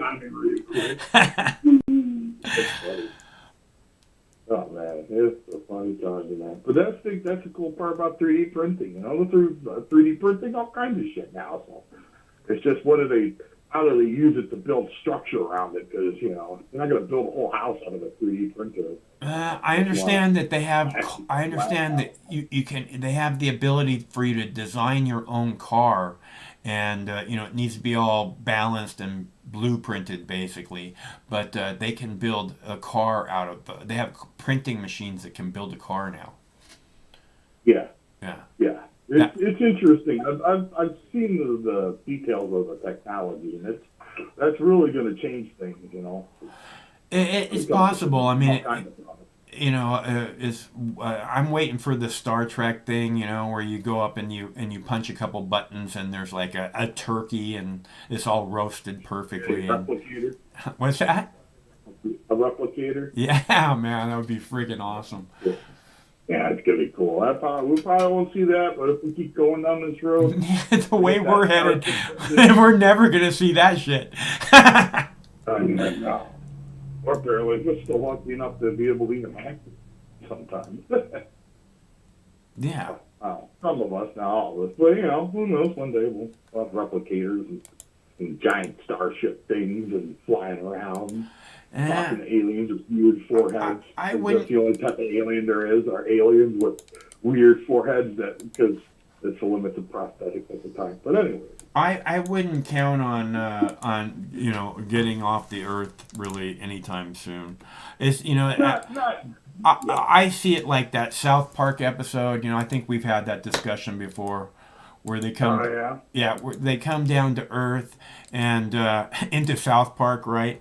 And the guy acts like a criminal, and he stole all these Universal bucks or whatever, and he convinces them that it's worth a lot of money, and then they wind up killing him, and they try to steal all of his Universal money, and what happens was it was a test by the intergalactic agency, whatever it was, and they wanted to see if they could welcome humans into them, into the intergalactic, humanity or whatever, and they wound up instead putting a box around the Earth so that they could never get off the Earth ever. So that's the way I see things probably as being right now. That's probably what it is, too. Yeah, we don't want that shit here, so you know what I'm saying? You guys can kill each other. We don't want that shit out here. It's like, fuck those human things. What the hell are they thinking? Well, they just, you look at what we, spend all of our money on. It's weird. It's horrible. And it's like the other caller was saying, why aren't we planting these kind of trees everywhere where people could be getting food off of them? Man, I'd love it if they had pistachio trees all over the place. But only there wasn't a profit incentive to force people to buy food with the money that they're forced to make off of the people that have all the food resources. Yeah, well, that's one of the things that I brought up too, is that one of the things that people are good at, that humans are good at, is growing things. So if we really wanted this planet to be the green, blue jewel that it's meant to be, we could change it that direction in less than 20 years, where there's just fucking green everywhere. But there's nobody calling for that. I mean, actually, I've seen a couple cities, I think, like in I don't want to say Philippines, but Singapore region, and where it's just they're just almost covered in vegetation, and it's just like, wow, is that pretty? So, and this is the thing, is it's good for everybody. It cleans the air, all these things.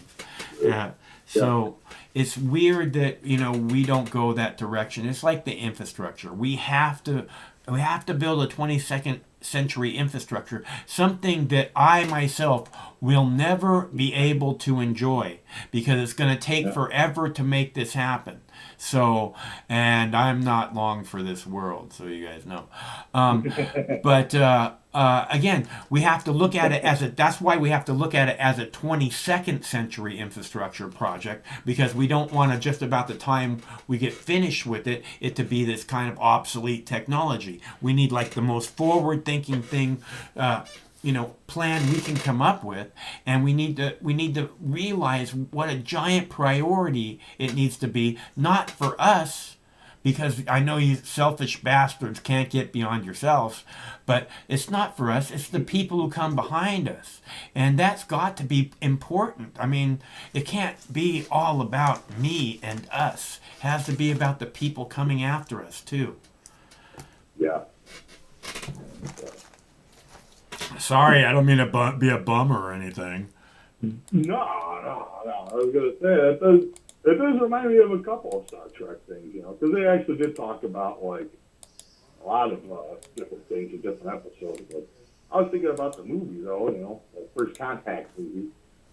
So that's what I was trying to refer to, was like, okay, so we need to have World War III and hope that we don't nuke the shit out of each other, so that way we could take our nukes and turn it into a warp engine, so that way the Vulcans can be like, all right, you guys figured that out, so I guess we'll help you out, and then hopefully it'll work its way from there. Yeah. See? But the South Park reference was a really good one, too. What was that? That character was named like Baby Zubek or something. I think that you would. I don't know. Have you not seen that episode? I think you'd really enjoy it. Probably. I've seen a lot. It was Baby Fart Sack or something with some fucking idiotic name. Fart Sack. And, you know, it's like you actually believe. They looked at him at the end of the episode and go, "Do you actually believe somebody would have a name, Baby Fart Sack or whatever it was?" And they're like, "You people are fucking idiots." You people are stupid. What are you guys thinking like this for? I'm trying to remember the details from that episode. It's been a while since I've seen it. Like, the best part from that episode is when they finally catch him, but... Oh, wait, no, that was a different episode. Dang it, I confused the episode. There's so many of them. I mean, it's like you remember the one called Simpsons Did It? There's just there's just so many episodes that it's like, you know, it's easy to they killed Kenny, and then they make it all blurred together with "They killed Kenny, you bastards!" You bastards! Oh man, what a legendary show! But I remember the one where they find out that Earth's like actually a reality TV show. Yeah, that's the real reason why they won't let us leave Earth, because the show hasn't ended yet. That does make some sense. Yes, I thought it did. but yeah, so that's that's what I'm hoping we can end up with a good ending. You know, with our world. You know, it's not. I look at it. It's not that we don't. There's not an ending with our world, unless of course we act like, you know, it doesn't matter. Because if we act like it doesn't matter, then there's going to be an ending, and it's not going to be a good one. That's what I was saying. You know, we make the choices for later now. So we have to decide whether we want Earth to end up with a good ending for our story, which is like, you know, a human race advances and doesn't destroy itself, to the bad ending of humanity destroys itself, and we end up just being a barren, nuked wasteland where, you know, it ends up being like Fallout. Right. You know, we take this paradise of a planet and we turn it into a wasteland. I hear that. Yeah. It's a disgusting brown wasteland. That's why most of those survival video games are brown. I'm kidding. Now, brown just gives you that aura of that cinematic feeling of like, everything is wow. Yeah, I think it's more gray. Gray gives you that feeling like there's no hope, you know? Yeah. Yeah. Gray, staticky, old tube TV with the wrong channel on feeling. Speaking of which, I got 3 Godzilla movies recording right now. I love Godzilla movies. 3 Is that the newer ones or the old? That's the older ones, man. The new ones are kind of ridiculous. Yeah. I get what they're trying to do. They're trying to like take the classic Godzilla movies and give it like an American twist a little bit, and you know, it's all right. I watched one. I think it was made in 2020. It's called Godzilla, and it was not bad. He was like, he again rescued all humanity, which is really who Godzilla is. They act like, you know, oh my God, it's Godzilla. But Godzilla rescues mankind again and again throughout these movies. Yeah, they kind of do, or he kind of does, if you think about it. Yeah. That's what he kind of does in that newer one. I don't know if it's 2019 or 2020, like the one, I can't remember. Yeah. I remember watching it, and I was like, wow, this is pretty good. Like they had the like it was the second movie of the series, but Godzilla was put back to sleep, so this guy like had to like nuke. Right. Godzilla. Yeah, that's the one I'm talking about. Okay. Yeah, I thought it was pretty good. I mean, I thought the characters were a little bit weak, but when aren't they in those movies, right? I mean, that's pretty much standard for one of those movies. Well, they're pretty much powerless, just like they're compared to Godzilla, you know? Well, they're the ones who started it. Yeah, I mean, yeah, if you think about it, you know, the whole point of the Godzilla movies overall is to talk about, you know, nuclear weapons and nuclear energy being, you know, what it is. The death of us all. Yeah, the potential death of us all. Right. Yeah, for sure. The uncontrollable beast. Yes. You know, I got to see that new one that came out where they got the Kong too. I heard that one. Oh, I did just see something about it, just a little blurb, but that does look interesting. Yeah, I'm hoping. I'm really hoping it will be. I think it'll be pretty interesting. I watched a Kong movie with Dwayne Johnson, which was a few years back, and I thought that was pretty good. Yeah, I remember seeing clips of that. I didn't watch it, but I remember. I think my brother told me about that because he's been watching the movies a lot more than I have. But he said it was pretty good, so I'll take his word on it. Yeah. But yeah, it was a pretty good series. Pretty good series. Classic stuff. Really classic stuff. Well, especially with the adaptations really paying some homages to the classics, you know. Yeah. But I could tell they're really trying to keep it with that feeling of like the classic Godzilla movie. What would that be? The storyline, I guess. Yeah. The story structure is very similar. You know. Yeah, I just That was a good one. I really remember Pacific Rim. You see Pacific Rim? Yeah. Oh, See, those seem like strong characters in the movie Pacific Rim. I just wish the characters were a little bit more like the one that you're talking about, where they nuked the Godzilla to wake him up. That one, the one guy who, you know, wound up having to take the nuke down and everything, he was okay. But everybody else was just... And I like some of those actors. Like, they had that girl from Stranger Things in there. Not a big fan. But it just all... I don't know. I kind of wish that they could find people, like the same people over and over again weren't the actors. You know what I mean? Like, they could find new people to make new shit. So you don't, because you have to put your imagination into overdrive to imagine, oh, this isn't the same guy that I've seen 100 times before, you know. Yeah, there's a good point to that. Using the same movie tropes over and over again does make it look stale after a while. I do agree with that, for sure.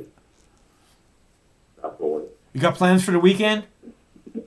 Well, I mean, not so much. I just gotta do a bit more studying and watch some movies. And I'm just kind of like in study mode still until like May, because I really want to get these classes to be as good as they can, and then not have to worry about it. And then I get those 3 weeks off, and that's what pretty much what I'm aiming for. Middle of May should be all right, and then we'll see what happens.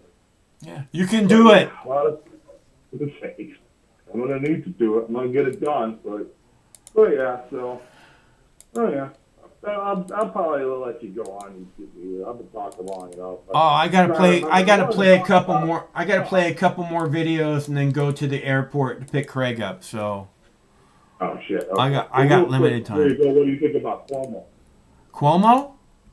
Yeah, you think he's done? I don't see how he's not done.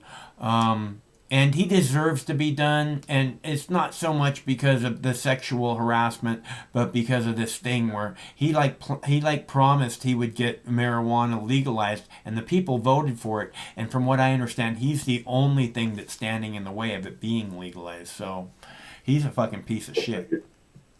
Oh yeah, he's been a piece of shit for a long time, and he's finally getting what's coming to him. Yeah. I hope that he doesn't resign. I hope he gets dragged out of there while he's governor in handcuffs, so that way that's the ultimate humiliation to me, personally. I think he deserves that. I think he deserves to get arrested while in office. Yeah, well, everybody's like, oh, he should resign. No, he doesn't deserve the humility of being able to resign.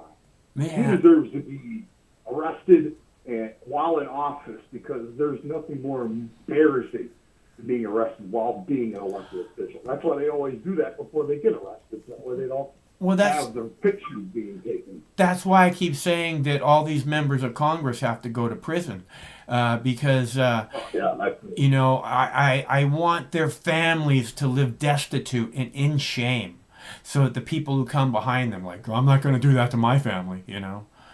Yeah, there needs to be consequences for some of the actions people have taken, for sure. And the fact that there are none just shows you how corrupt the system really is. But that's, you know, it's up to we, the people, to change that. So, yeah. So I just thought I'd get that, but I'll let you go so that way you can pop up those videos and think about Craig. So. All right, it's good to hear from you. Yeah, good to hear from you too. You know, well, one of these days we'll have to meet up on the Steams and play some video games. Oh, that sounds cool. Play some Halo. That sounds awesome. Yeah.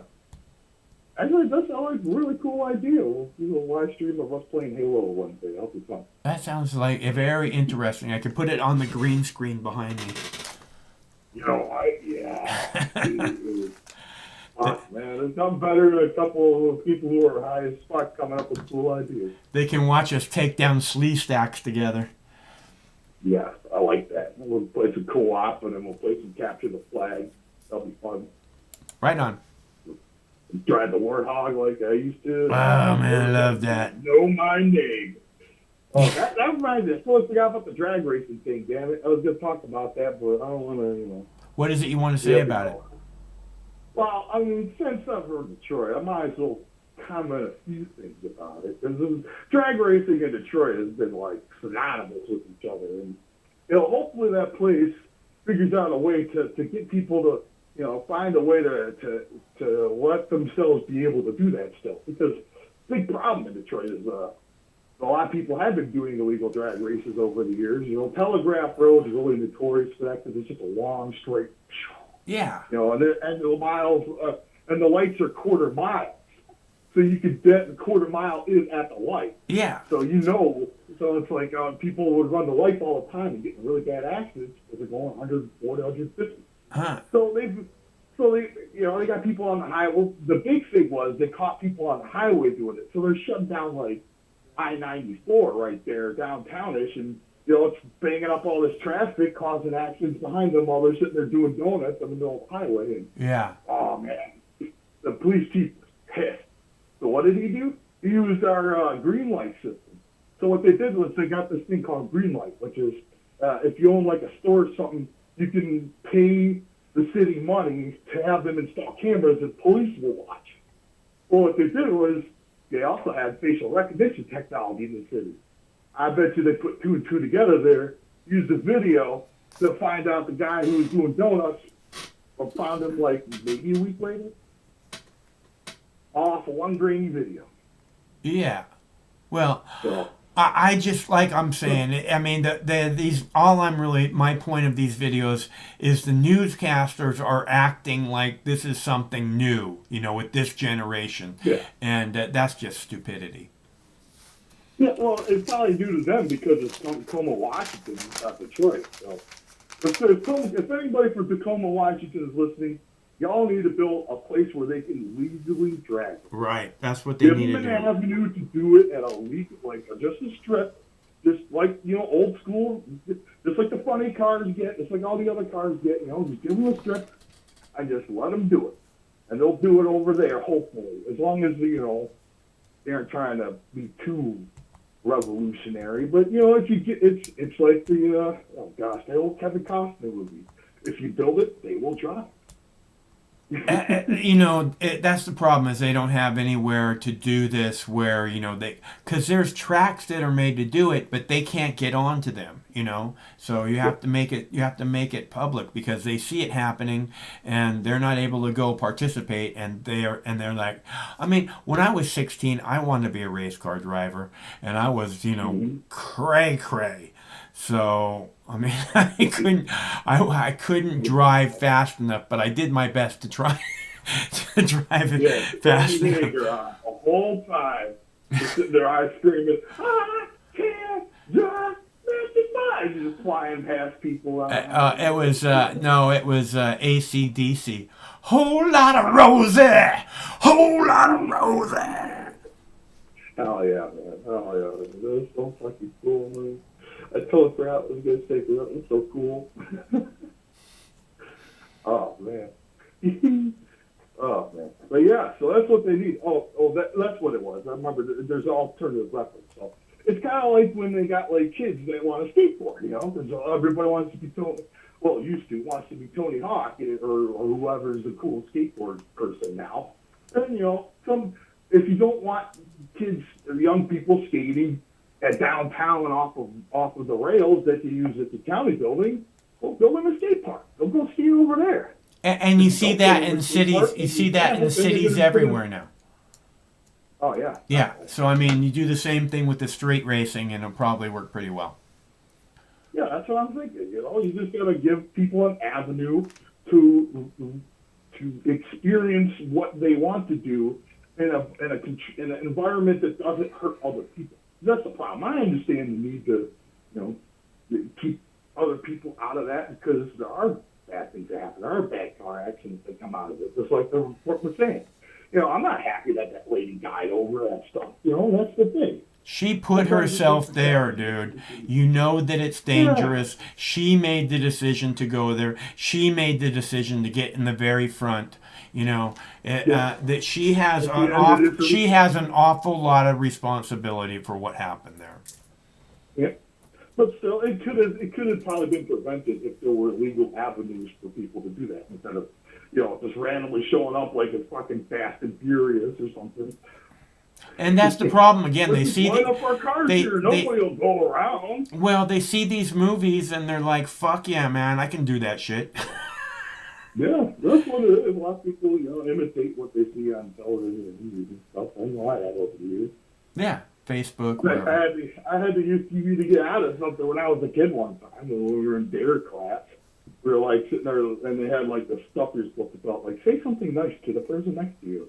And I wrote that. And I thought it was funny, but then here's what happened. So I was like, oh, you were a good person. And I went and you know what? You dope. And then I put it to the next person, and then that person gave it to the cop that was doing the thing. And then they were looking at, why did you write down you dope? And I went, uh-oh. So I saw it on TV, and I went, oh yeah, he picked me up. So I went, yes. I would have wrote, suck it, bitch. Well, I did hear that. They did say that in Fresh Prince of Bel-Air back in the day. You know, I'm dating myself here, but Fresh Prince. That's where I got that from. It's a classic show. Actually, a really powerful show. Yeah, for a lot of people, I'm sure of that. It was pretty good, actually, but for a lot, it's weird, you know, that Will Smith went from Fresh Prince to action hero. You know, he's like the only one that's really been able to do it well. You look at Ice-T. A lot of people tried, and they, you know, musicians and stuff, and they haven't done so good at it. Yeah, it's hard to find like that second and third career, especially when you're like really good at your first. You know, you don't want to quit doing that. And it's like, well, you're gonna have to. You know. Even the really nice jobs, eventually you'll have to. Well, if you're going to be a movie star, I mean, Will Smith went from being a DJ or whatever to being a TV star to being a movie star, you know, action star hero, basically. All I'm saying is that there's a lot of people that come from music who try and make that happen. You know, Britney Spears. She came from TV, though. But, you know. She did, yeah. Yeah, she was a Mouseketeer. She was part of Disney. Yep. She was part of Disney. One of the people that Disney's fucked up in the head because you know they're all full of. She's doing fine, dude. She makes like she makes like $25 million a year from her Vegas contract, from what I understand. Wasn't there like an issue with like her dad trying to steal out of? I don't know. I heard some rumors. Oh yeah, they're trying to be like, oh, she's crazy and she can't be in charge of her money. Like, of course she's crazy. She's got 2 kids. She's got already. It doesn't drive anybody crazy. Yeah. You know, I mean, everywhere. Since she's fucking 12 years old, everywhere she's went, old guys have been fucking hitting on her like she's a fucking hooker. Okay, that will make a girl go crazy. Yep, exactly. Yep. I think South Park actually did an episode. They did. I remember the Paris Hilton one. I don't remember. Good, but yeah, you have to watch it. Britney Spears one. That one was Britney Spears. Had a really powerful messaging. Britney. Yeah, the one where like, somebody blows her head off, but she's still alive. Oh, I remember that. Yeah, that was like some kind of a movie thing, like Children of the Corn or something. Yeah, and then it turned into Children of the Corn, and I'm like, what the fuck is going on? Oh, that's funny. It always ends up like, that's the South Park now. Eventually, it's like 6 degrees of Kevin Bacon, but now it's 6 degrees of South Park. There Sorry, you go. Kevin Bacon. Yeah. Fuck Kevin Bacon. Yeah, it's like if there is something in the world that exists, there is 6. It will be separated between that and South Park. Like everything relates to South Park in the end. It's very timely. It's always kind of in the moment. It's a thing where they don't actually finish the show until just sometimes hours before it airs. So. Yeah. Did we talk about the vaccine special? The what? I don't remember if we talked about the what episode that came out a couple weeks ago. Oh, I don't know. We'll have to talk about that another time. Next time. Yeah, next time I'll call you down and we'll go pretty in depth into it. Real quick, it wasn't as funny as the first one, but I liked it. I don't think the second vaccine episode was as funny as the first one either. But I haven't watched it a second time. Sometimes I have to watch things a second time before I really like. The movie Guardians of the Galaxy. I thought it was shit the first time I watched it, and then I've watched it like 10 times since then. It's fucking brilliant. So. I've been through that with a couple movies. But all right, I'll let you go pick up Craig, and then All right, thanks for calling. I hope you get some time to just relax and enjoy yourself. Definitely. Well, once Bitcoin goes up some more, I'll definitely throw some in your wallet. I'm waiting for Ethereum to start staking, so Ethereum's going to go up soon. But I'm going to donate to you, man. How high does Bitcoin have to go up? More than it was a couple days ago. A couple days ago, it was 65,000. Yeah, and then it went down to fucking 51,000 and almost lost $200. I'm pissed.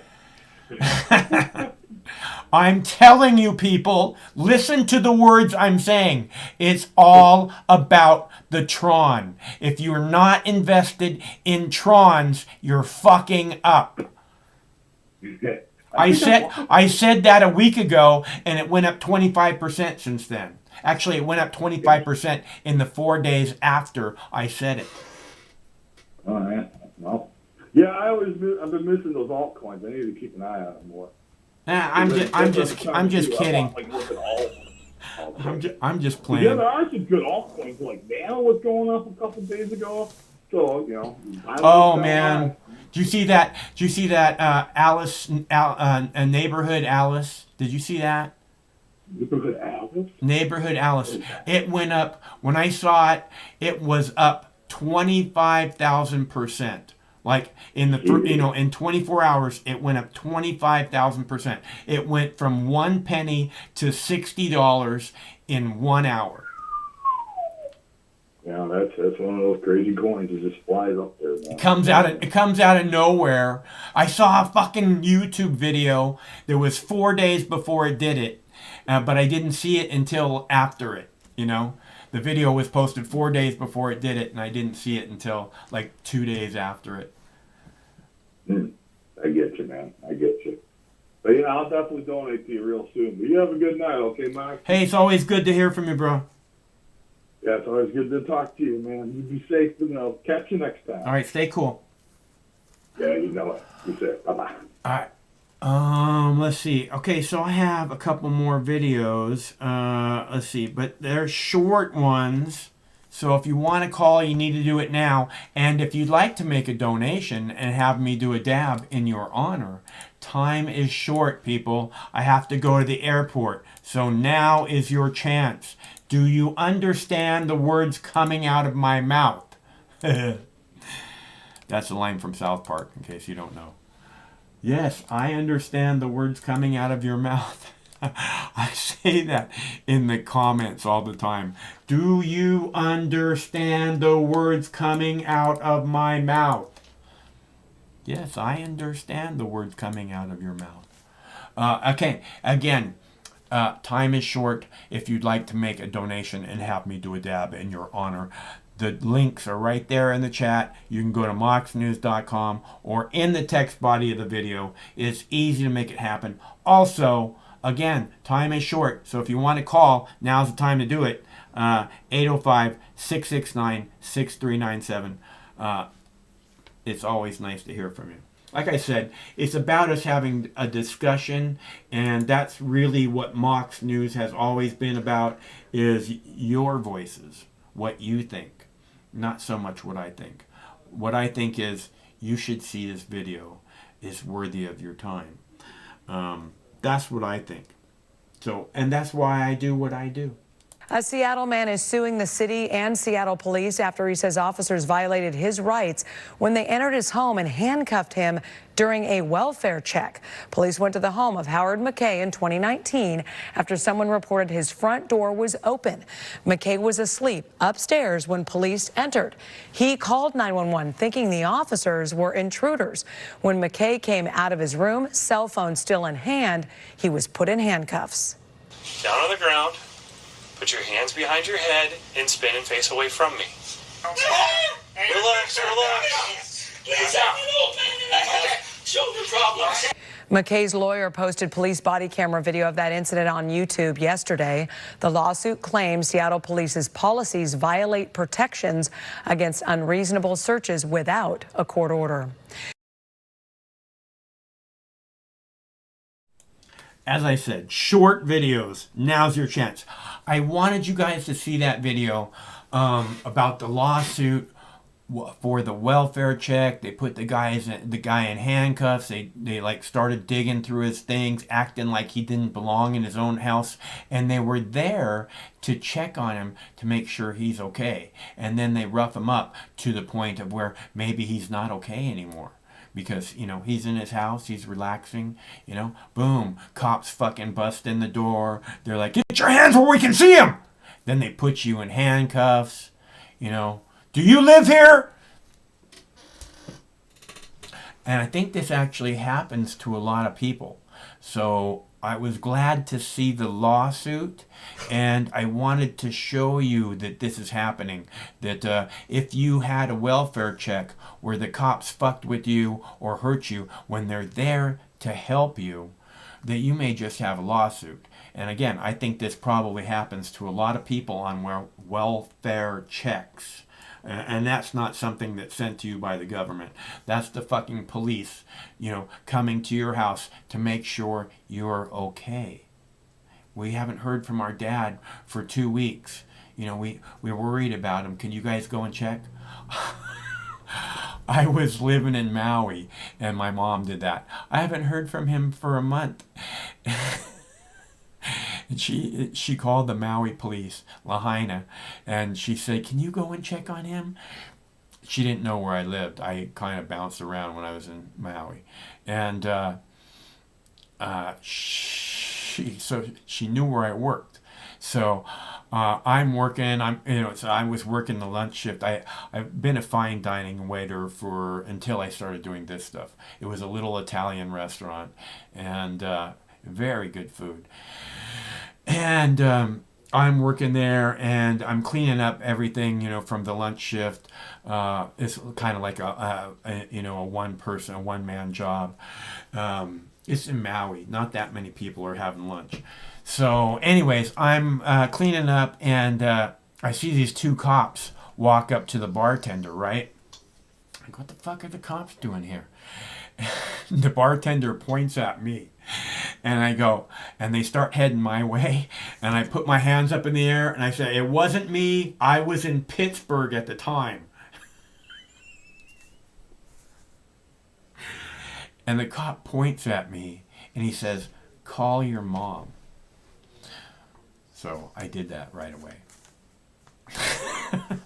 This is what I'm saying, though. It's a welfare check, and, you know, the cops might do God knows what.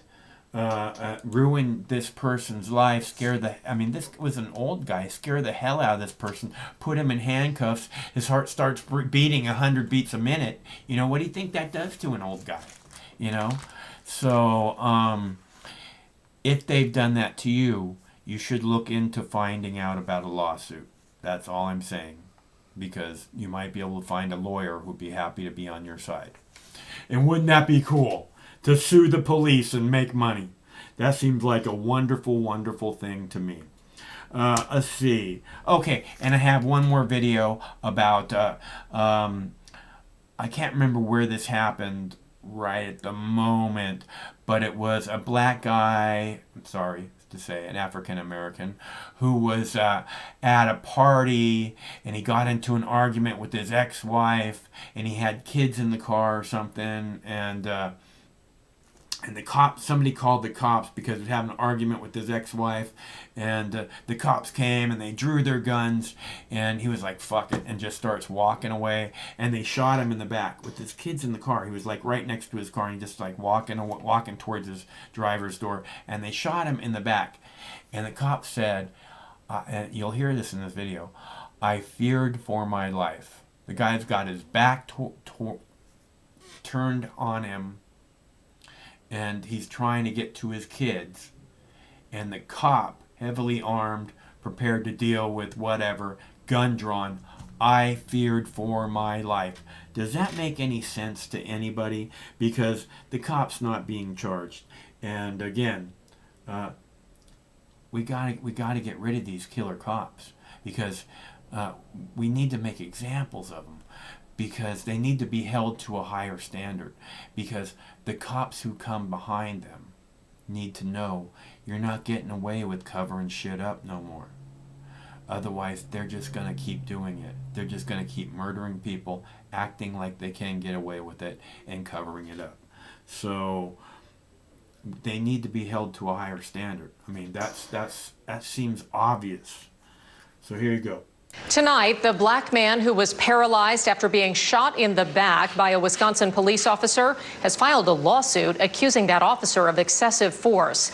Jacob Blake was shot by Officer Rustin Shesky in August while Blake was trying to get into an SUV at a domestic dispute call. The shooting was captured on video. The officer said he feared for his own safety, so he opened fire.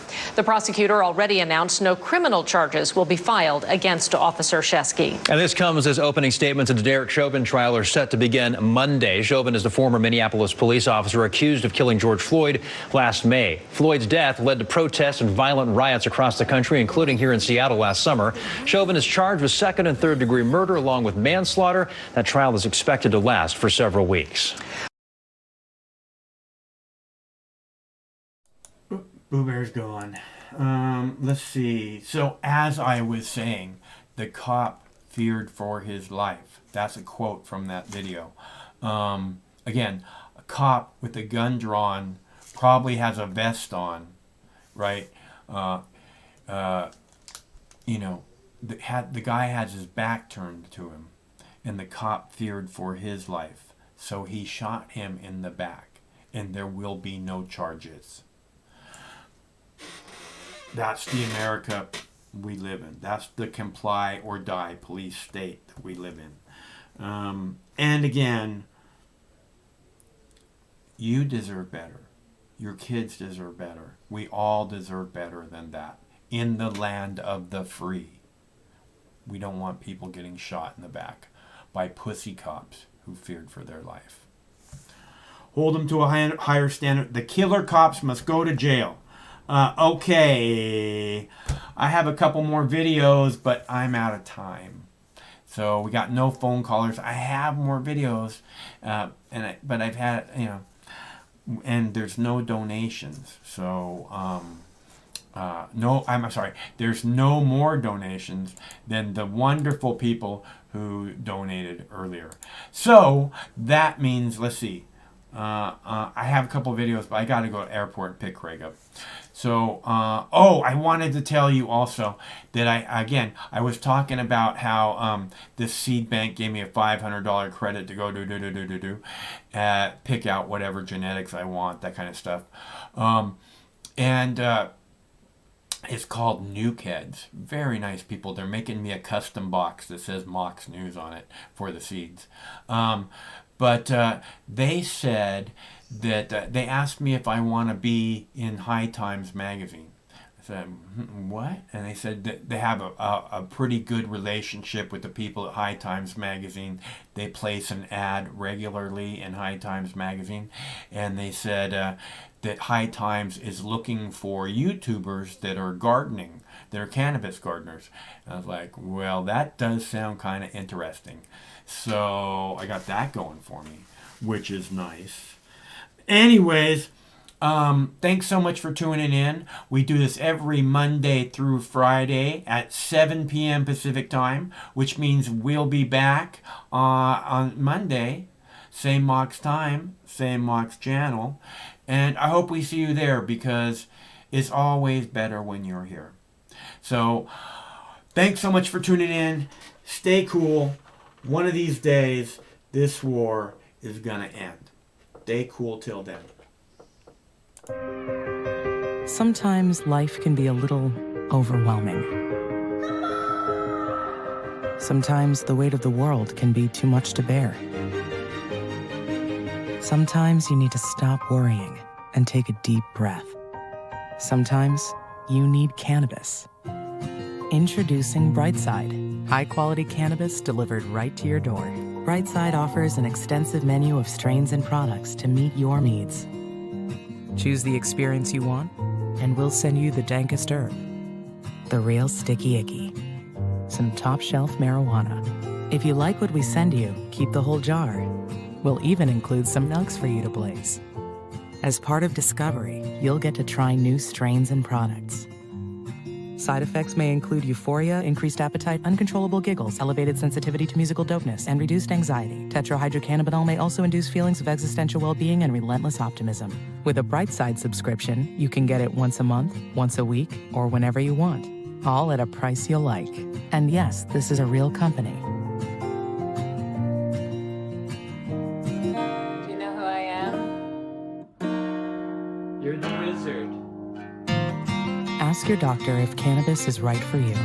It probably is. Keep it Brightside. So I felt that I should come back real quick. I love that. I love that video so much. Oh my God. Like, I have to play it every show. It's like in my blood. But I felt I should come back for just a minute and say that I forgot to play the white privilege card. And you guys know how much I love playing the white privilege card. So I figured I should come back and do that for you before I go. So always remember, I love playing the white privilege card. Trump won the election. Among the suspects' possessions, this is real, a white privilege card. I want you to take a look at this. It's a fake white privilege credit card. Subtitle, Trump's everything. The card holder, scot-free, with 2 T's. Scot-free is actually spelled with 1 T, but, you know, 2 T's on that card. That one piece of evidence, an insight into the man's state of mind, that he can get away with anything because of his skin color. No matter which mouth you feed on a two-headed snake, it still shits the same turd. But lucky for you, you have Mox News. More than 10 years. More than 60,000 videos. Mox News has been filtering the nonsense and illuminating the bullshit from your mainstream media. Turn off your TV and turn on to Mox News. For over a decade, documenting the socio-political events that have etched and carved the pathways that define today's modern mess, Mox News has been providing clarity while faithfully bringing you today's relevant stories 100% commercial-free and subscription-free. And just like Lady Liberty vows to remain free. But at this time, we're asking you for your help, your patronage, and your support to keep the lights on and the videos rolling.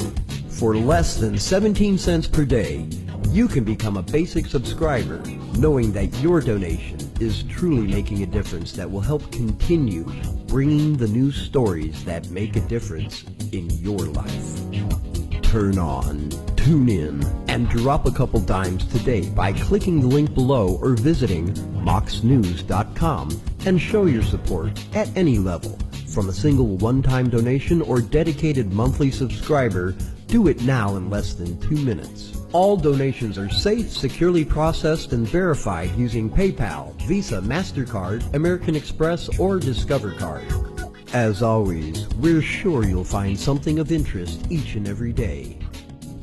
This holiday season, give the gift of Mox. moxnews.com.